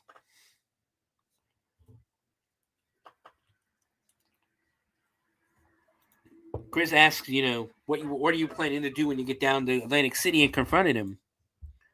What were you going to do? Slap his face in front of a room full of investors? She's just sitting there brooding. He tells her, it happens to the rest of us, that he was married to someone named Imelda Marcos. Tells him that guy doesn't deserve him. He already doesn't like the guy. She said, Diane says how big of a jerk she was, that she always picks the wrong guy. And I mean, she starts kissing Chris in the room and basically saying, I picked the wrong guy. It's embarrassing. All this stuff. She says she better lie down. She goes and gets into bed and tells him that he's nothing but trouble. Cut back a little later, there's a shit ton of cuckoo clocks going off. And we cut back to the bedroom.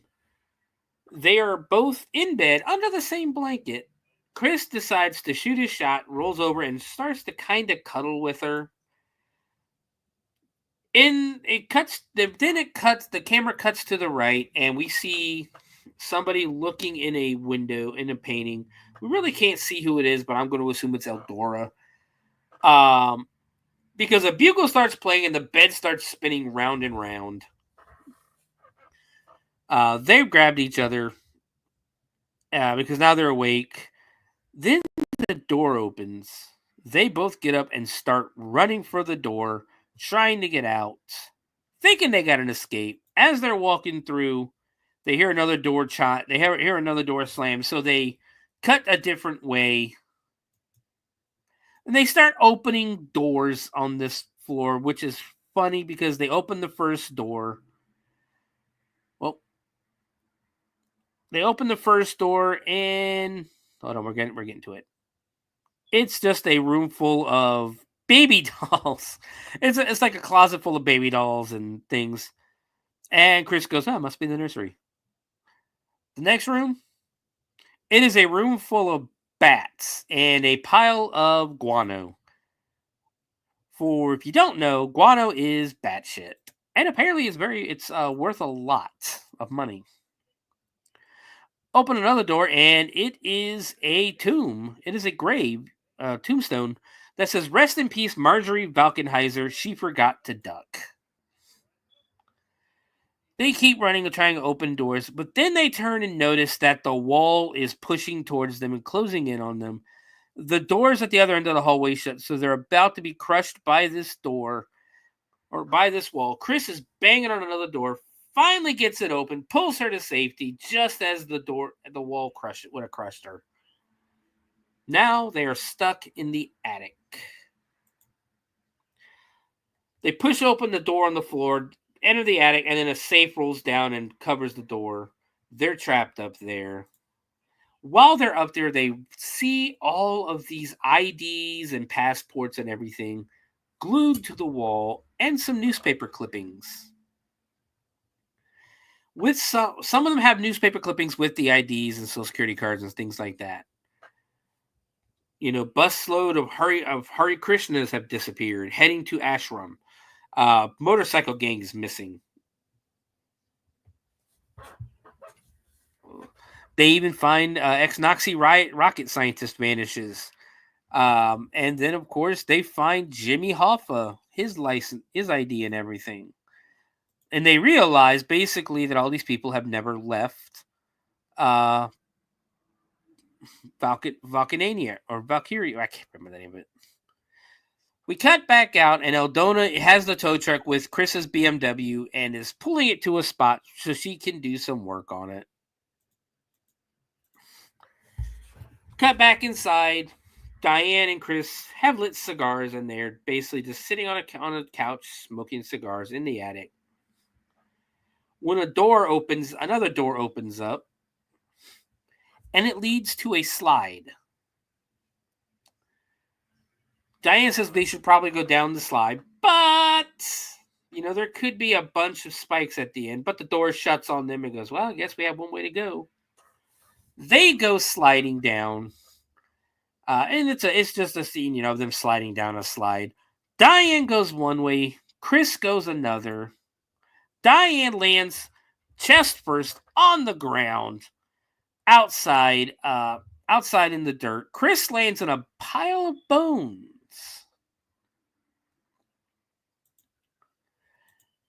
Diane is yelling for Chris. Of course, Chris isn't going to come because he's went somewhere else. In the bones, he sees there is a hole to the room of the Reeve. And as he's watching, the Reeve is getting ready for bed. He takes off the wig for the little bit of hair that he had, and then removes the nose and sets it down. He has no nose or upper lip. He gets in bed, farts, and goes to sleep. Outside, Diane is creeping around, and she hears some noises.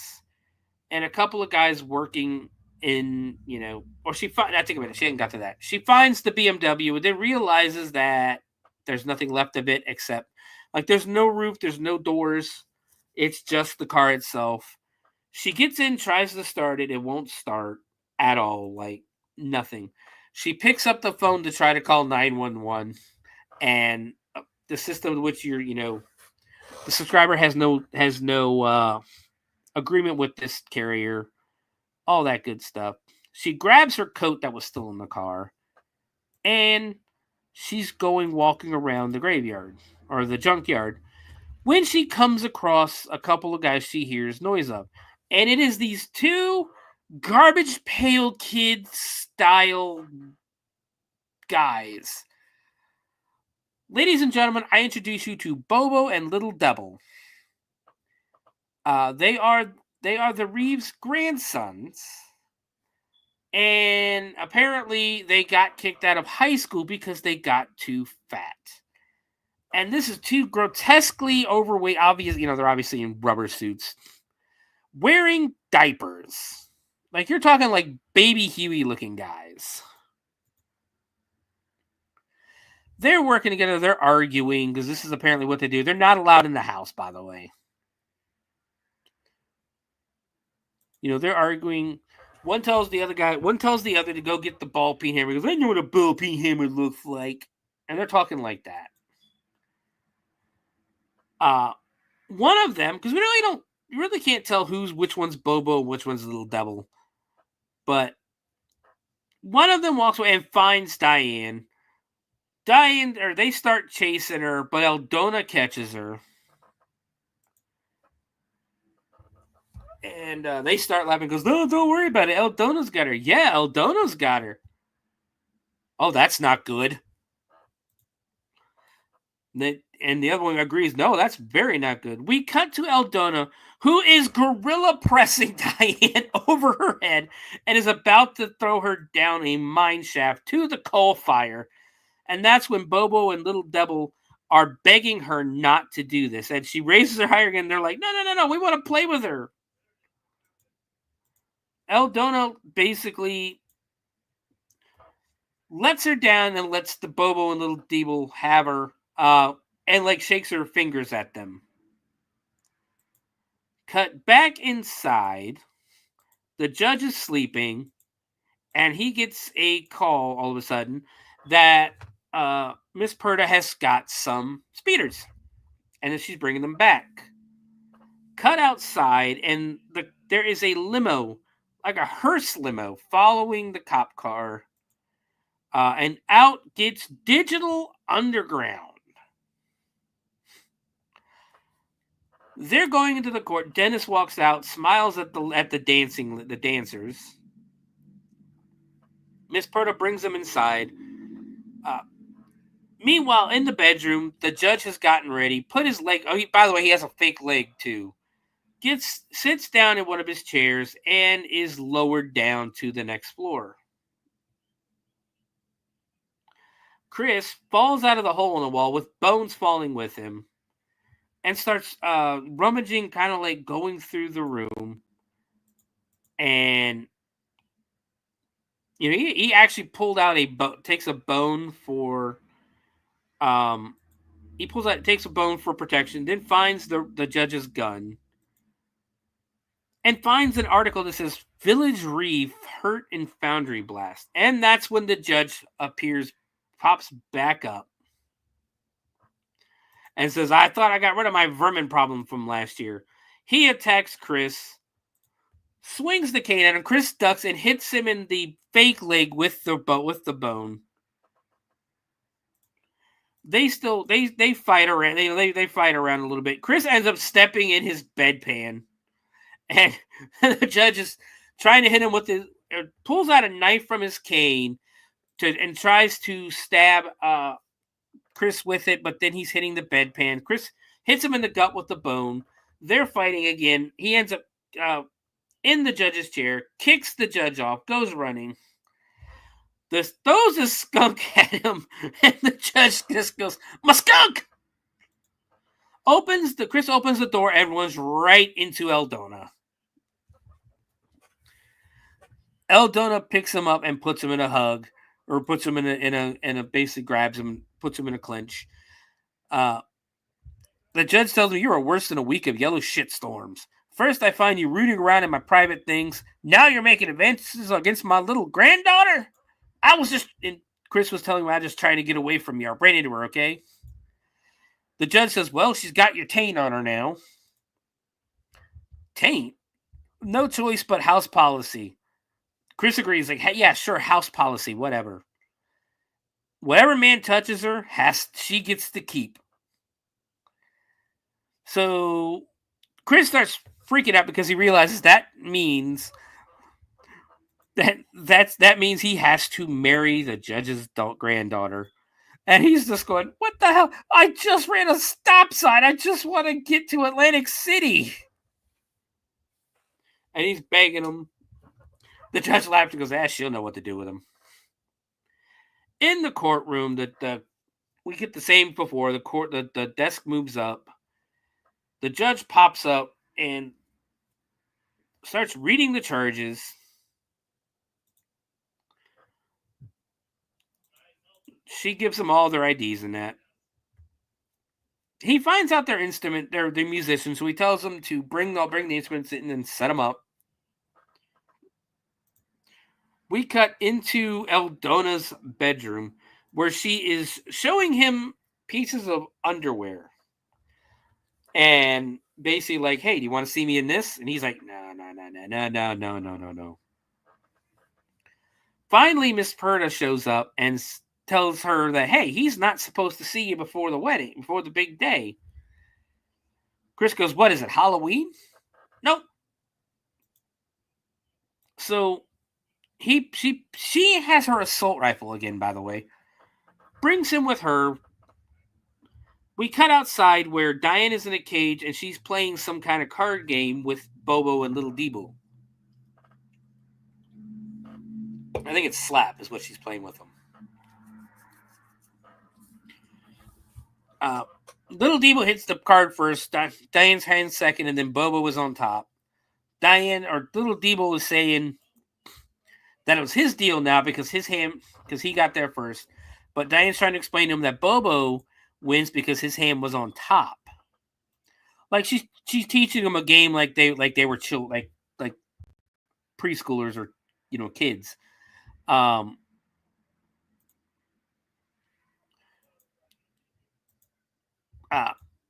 They're gonna play another hand. Bobo says if he wins, he gets another bowl of cereal. Little Debo says that if I win, I get Diane. And Diane's like, no. So they're still playing. Tells Bubba to deal him. Go back inside. And Digital Underground starts playing the song. And again, I love this song. I wish I could play it for you. It is All Around the World, same song. It is a great song. I love this song so much. So they're playing, they're dancing around. They get to the chorus. Now, I forget to say this. Tupac Shakur is in the band at this point. Again, sadness will happen in a few years to Tupac, but they're singing their song. When they get to the chorus, the judge starts playing on his piano, and it actually sounds pretty sweet, what they're playing in there. Even the band likes it. The girls go on stage and start dancing with the judge. And it's funny because they keep cutting back to, I know his name is something different, but I always call him Humpty because he's from the Humpty Dance. I forgot what his name, Shock G, I think. Yeah, Shock G. Is staring, looking confused, but the girls are dancing with him, and it sounds good in there. Tells them to gather close because it's time for the judgment. And he essentially sends them on their way, finds them not guilty. Because they, light of their contribution to the common good, he suspends all sentences and they're free to go. They start celebrating, but he asks them to help with one thing, that they could be witnesses to his granddaughter's wedding. We cut outside as the judge and Chris are taking a walk. He asks where Diane is, and he tells her, she went home. I got something better for you. And he tells Chris that in many cases here, I do often choose to invade the maximum levy. Frequently undesirables are put to death. And of course, to him, bankers are undesirables. Yeah. And he sits there and goes, I understand, and I agree with, consider undesirables should be put to death, but he goes, I ran a stop sign. But the judge goes, yeah, and you're a banker too. Don't forget that. That's the most important part here. That's double death. However, he'd be willing to cast aside all findings, be blind to his banker's blood, and let him live out his days here if he as husband to his granddaughter, father to her child, and heir to his seat. Because apparently Dennis, So he basically tells him, the judge tells Chris that, I know women, she loves you. And he essentially agrees. They turn around and Aldona is standing on the stairs in a wedding dress. And Digital Underground is playing the wedding march. Dun, dun, dun, dun. So they cut inside, and the judge is, marrying the couple. And he basically does in his own way, he does do you take this woman to be your lawfully wedded wife? She, Aldona grabs him, and he starts mumbling. Yeah. And apparently says yes eventually. He says, I do. The judge declares them man and wife and tells them to kiss the bride. That he may kiss the bride. And he's like, yeah, no, we're good. We got plenty of time for that on the honeymoon. Yeah. And the judge goes, kiss the bride. Not in front of all these people, Your Honor. He says now, and Aldona grabs him and plants a big one on him. The Digital Underground starts to leave. Chris starts screaming, help me get out of here. These people are dangerous, help! Which pisses the judge off. Goes with Damn City. Hold on, what does he call him? Hold on. I love all of the insults that Dan Akroyd has for this movie. Calls me weak-livered puffball. Damn City working yuppity well wallet. You done hurt my granddaughter. So now it's time for him. The judge hits the button for the bone stripper, and Chris goes flying out the door. The judge pulls the bone stripper start. He's in the roller coaster down to the bone stripper.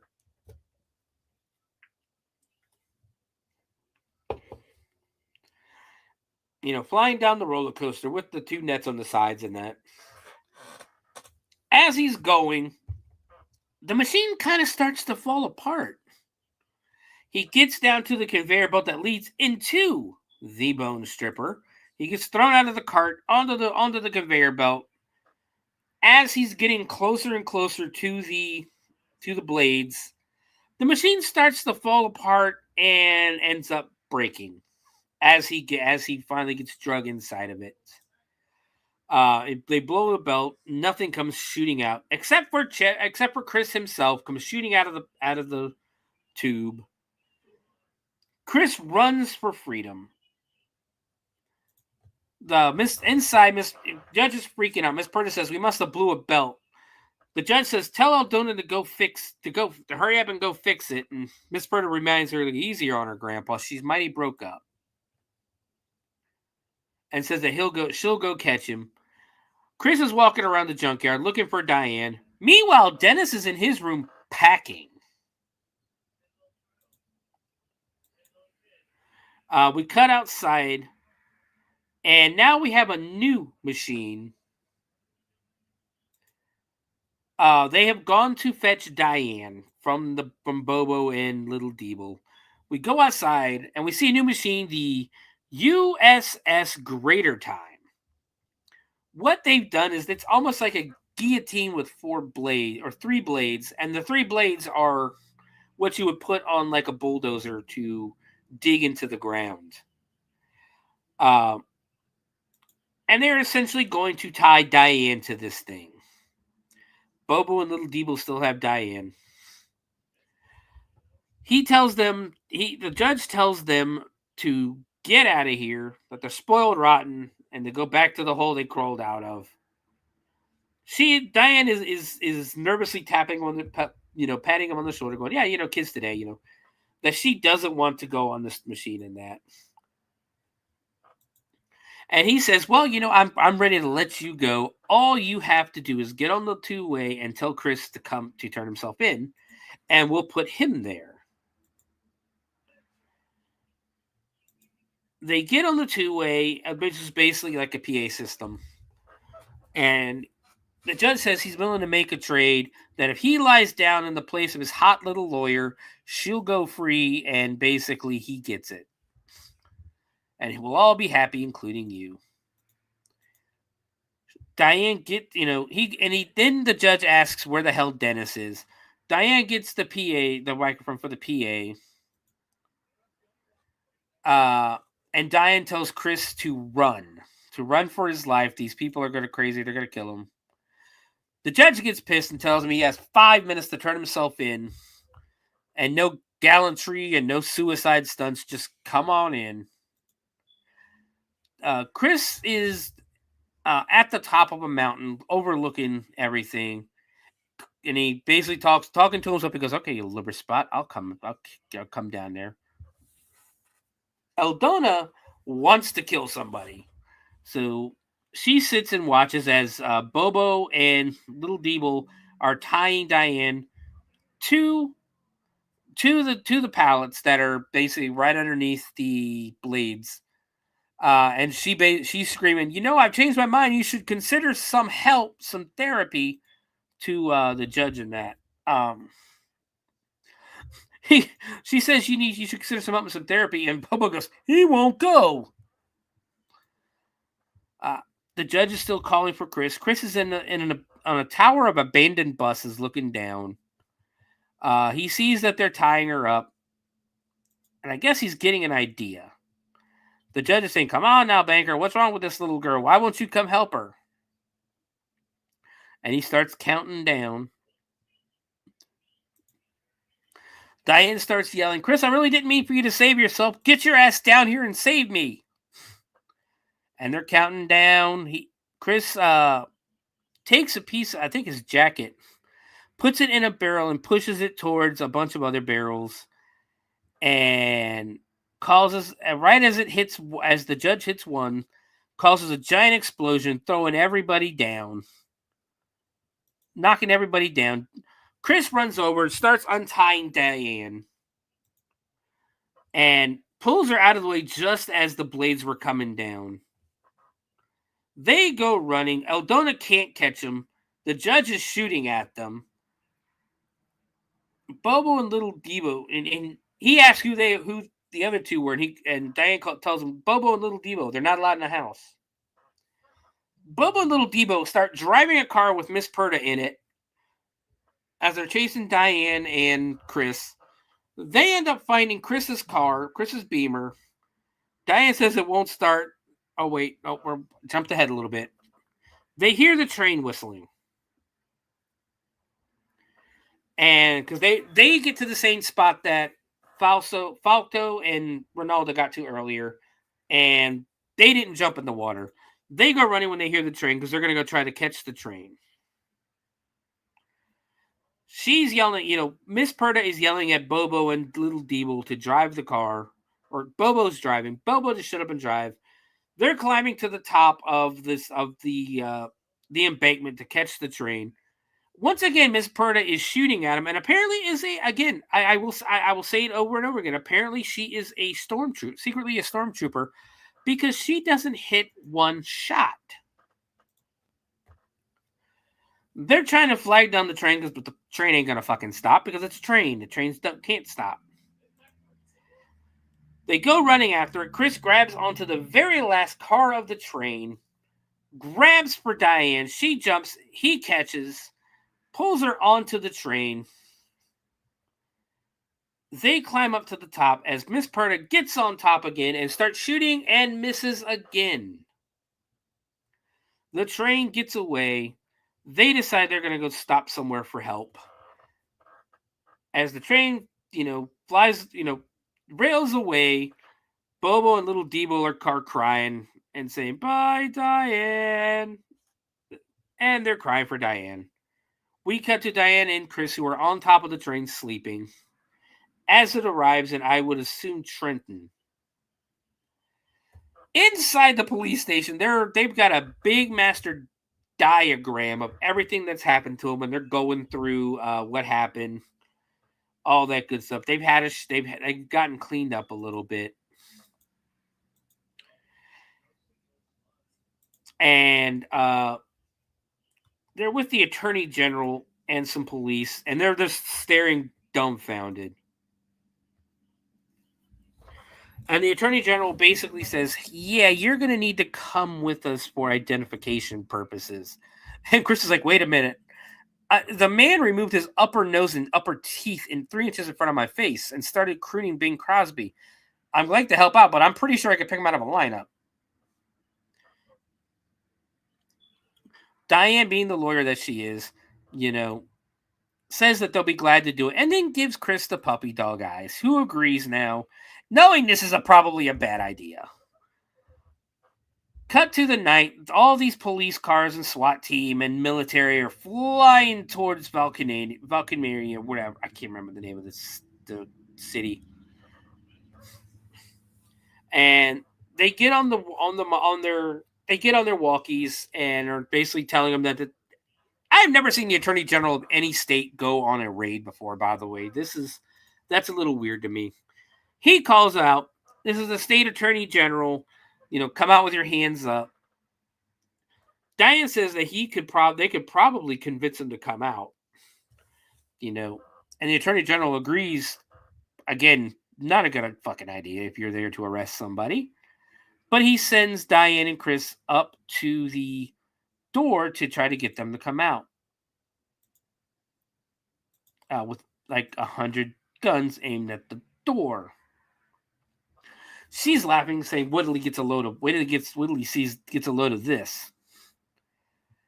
All the cops are still aiming their guns at the door. They knock, or they ring the doorbell, and the judge answers, acting asking them why they're bothering an old man at this time of night. Eldona is behind him with a rolling pin. And he's asking, "Who are you? Why are you bothering an old man?" Diane says, "You're through, Judge." And the judge in his old man voice goes, "Well, you kids better turn around. There's a bee's nest." Chris and Diane turn around, and every single cop, the attorney general, everybody is waving and smiling, going, "Hi, Judge." And the judge gets excited. "Evening, troopers. You can't go too far in this part of the state without running across my friends." So it was a trap to bring them back to Valkenania. The attorney general says, "Alvin is something, is he? Of course we can't admit that we appreciate the way he gets things done. And since you know what you know, I'm afraid we're going to have to come to some kind of arrangement." And then the rumbling starts. And it's bigger than the last time. There's an explosion out of the vent pipes. The judge yells, "It's the coal fire. The seams are giving way. Run for your lives." Everybody goes running. The whole house starts falling apart. The stairs fall apart on the end. And Diane almost falls into the fire. And Chris once again saves her. We cut to an outhouse where the door falls off, and Miss Perda is in the outhouse. The shaking, and she looks up, and the whole outhouse falls into the coal fire. They go running. They find the BMW. Chris tells her, "Hey, look at my car." She reminds him that it doesn't start, and he goes, "No, there's some kind of weird way you got to start it, or the fuel won't go." The car starts, and they go driving, and she reminds him, "Hey, there's no seatbelts." He goes, "There's no fucking roof."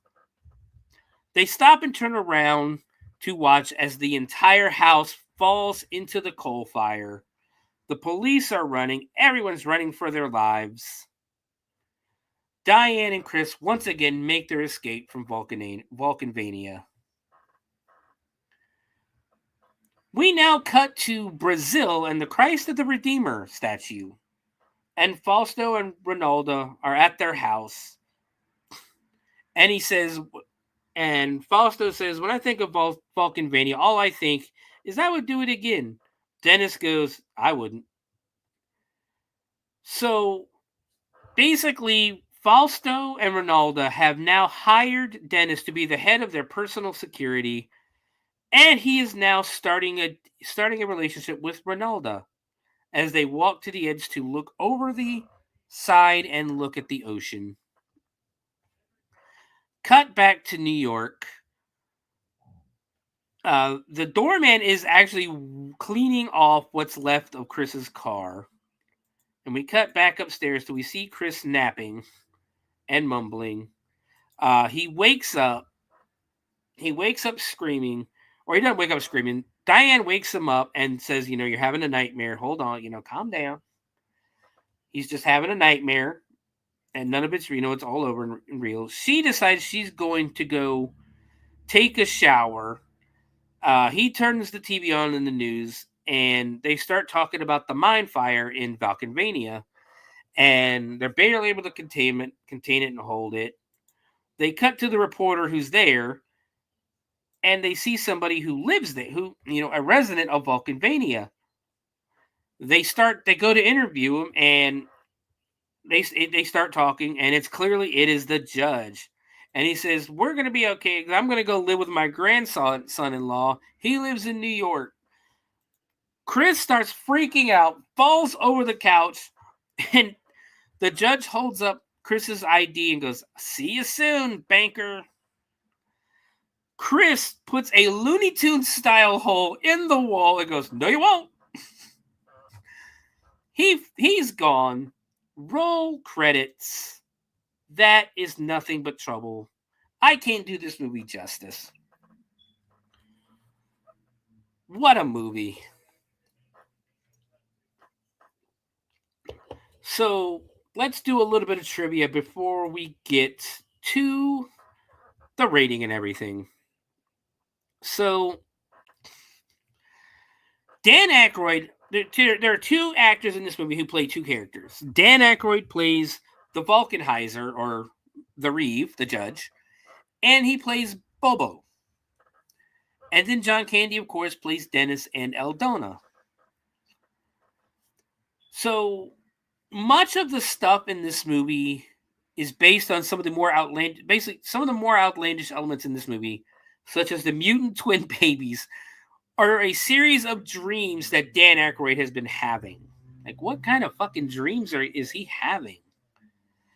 It did bomb at the box office. We'll do the budget and everything now. So the budget for the movie was $40 million. You have basically four of the top stars of 80s and 90s comedy in the movie, plus some big side characters in that. The location in Beverly Hills. So 40 million seems about right. All the stuff they had to build for it. It only grossed $8,479,793 at the box office. So the studio did take a $31 million hit.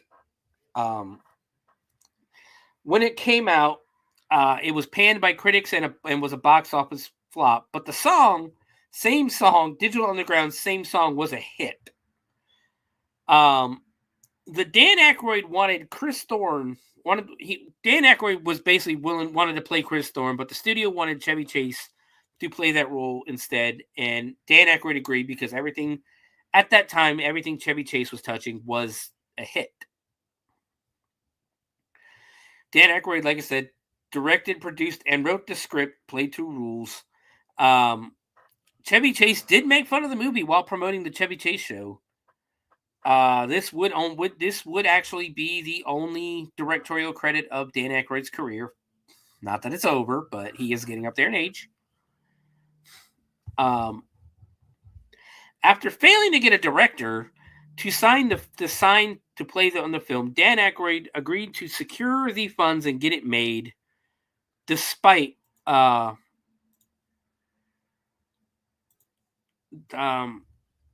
not wanting to direct it all. So he didn't want to direct this movie.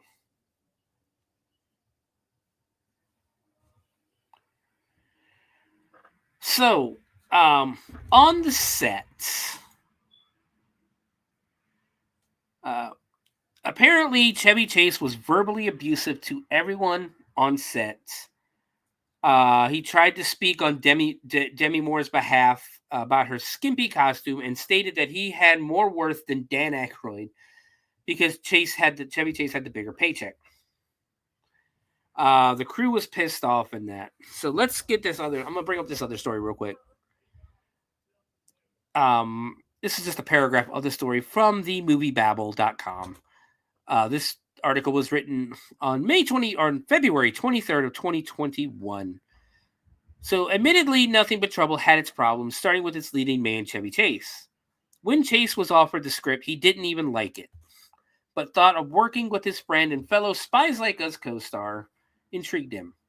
The studio loved the idea of having Chase star in the film, because at the time, Chase was still considered a decent box office draw, though his career would stagnate swiftly after Nothing But Trouble, especially with his ill attempt at being a late show host. He was paid substantially more than any of the other cast members.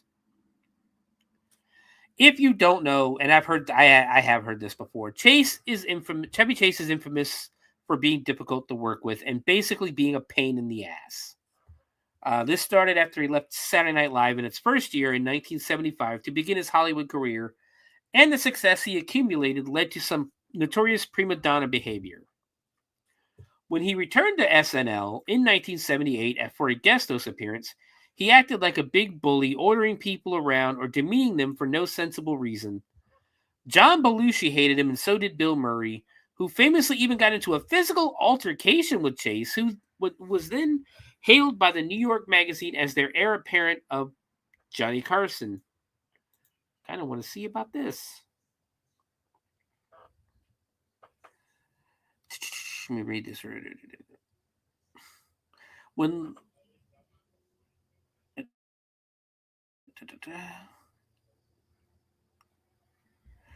So apparently, according to this person, this Nick DeSemlin, he released a book called Wild and Crazy Guys, How the Comedy Mavericks of 80s Changed Hollywood Forever.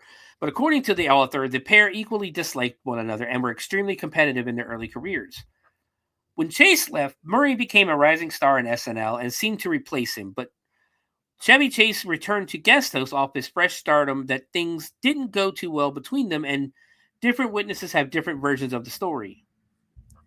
Director Jonathan Landis, who witnessed the fight, told DeSemlin it was a huge altercation. They were big guys really going at it, slapping at each other, screaming at each other, calling each other terrible names.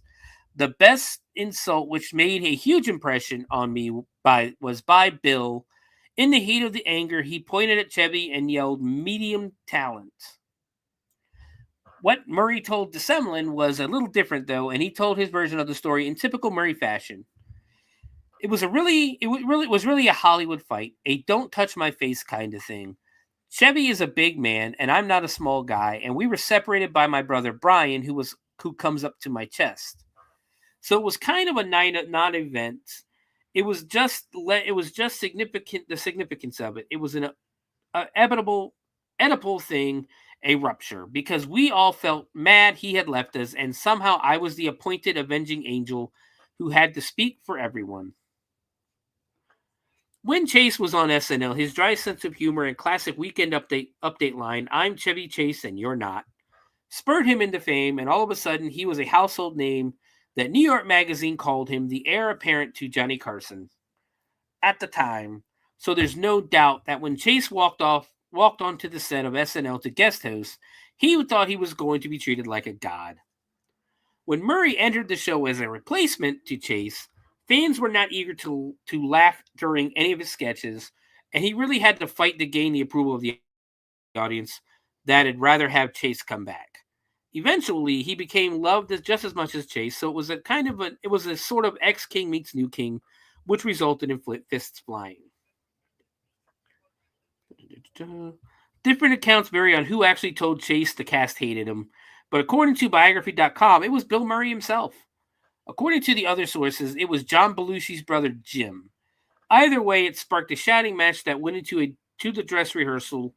Murray commented on Chase's marital problems with then wife Jacqueline Carlin, saying, "Go fuck your wife, she needs it." Chase's response to compare Murray's face to a good landing space for Neil Armstrong. Then Chevy Chase challenged Bill Murray to a fight, and Murray went to punch Chase in the face. It wasn't until Caddyshack until the legends made peace. So, wow, I never knew about that. Apparently, there was a fight between Chevy Chase and Bill Murray on the set of SNL. That's pretty amazing. So, yeah, basically, according to Taylor Negron, Chase and Moore's working relationship was so bad. Demi Moore's relationship was so bad, it reminded Negron of his parents' abusive relationship, and the crew actually encouraged him to leave the set when not on camera for the sake of his mental health. So I guess him and Demi Moore had a bad, basically it's not uncommon. It's not new news that Chevy Chase was really hard to work with.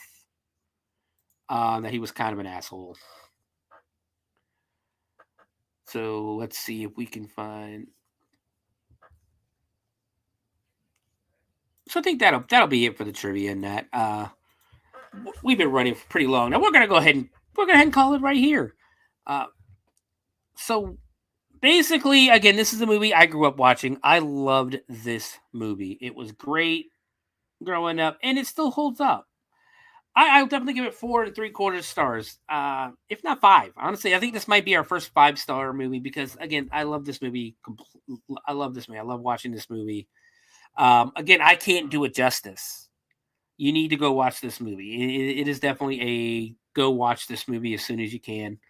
It is free on Plex, but I suggest going to YouTube because the ads are easily skippable on YouTube, and there's not as many as there were on Plex. Like, I was watching it on Plex, and it was almost like every 5 minutes ads would pop up, and then 6 ads, 30 seconds long. That ain't gonna do it for me.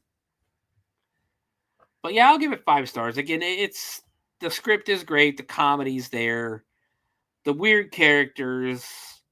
It's great. I love it. So where can you find me? You can find me everywhere at the Bloody Binge Movie Podcast. on Facebook, on X. I'm on X, though it is under the Bloody Binge Movie Show. And on, YouTube. You can find it under the Bloody Binge Movie Podcast on YouTube, where you can find all of our past episodes. You can also, if you want to listen to the audio audio-only version of the show, anywhere that Spreaker uploads episodes, we will be there. We are on Spotify. We are on Apple Podcasts. We are on iHeartRadio Podcasts. We are everywhere that Spreaker uploads, which is pretty much everywhere. Not only that, you can find me on TikTok at Sewer Dweller. You can find me on Twitch at Sewer Dweller 78. I'm going to try to get a little more into Twitch going forward. I did just do an episode a couple of weeks ago playing a new game that is actually only the first part of the game. Cannot remember the title of the game, but it was an alien game. And it was pretty fun. So check that out. You'll always find me there playing Grand Theft Auto and other things.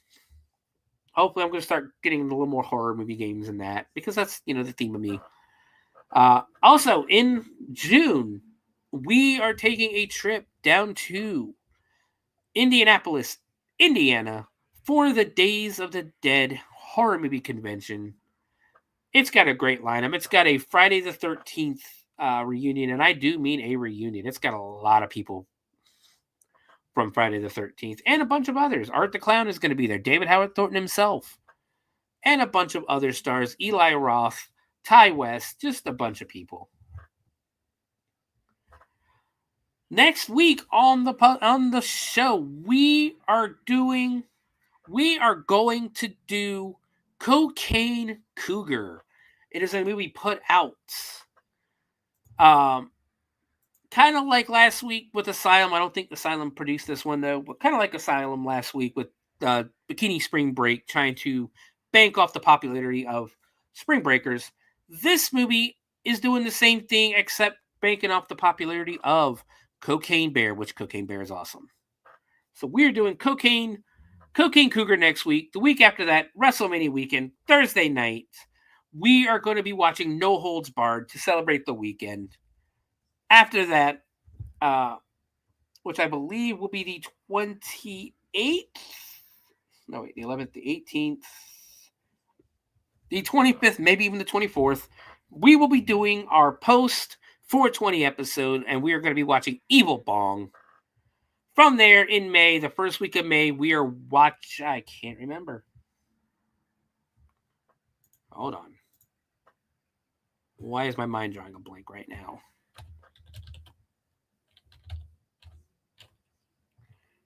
My mind is drawing a complete blank right now. Where's my list? No, that's not my list. May 2nd, we are celebrating halfway to Halloween. On May 1st, of course, we're doing Shivers. Join us for that episode. If you are a haunter who works in a haunt that has a history of paranormal experiences, if you've had a paranormal experiences inside your haunt, please send me an email at bloodybinge@gmail.com or message me on Facebook, STEPHAN Henderson.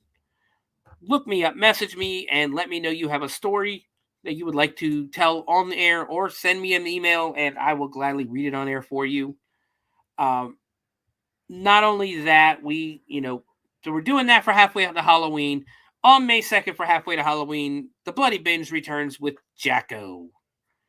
The week after that, we're celebrating Mother's Day with Big Bad Mama, cult classic exploitation film from the 70s. On the 16th of May, we have Amityville Reaper. On the 23rd, we're going to the beach to celebrate for Memorial Day, and we are going to watch Broken Lizard's Club Dread. And finally, for the last day of school, May 30th, we are watching the sequel to Rock and Roll for High School. We are watching Rock and Roll High School Forever with Corey Feldman. So much coming up on the Bloody Binge Movie Podcast. Tune in Monday, of course, 9 o'clock for Uncle Necro's Tomb of the Terrible, where they will also be talking about horror movies. So guys, be good to each other and keep watching horror movies.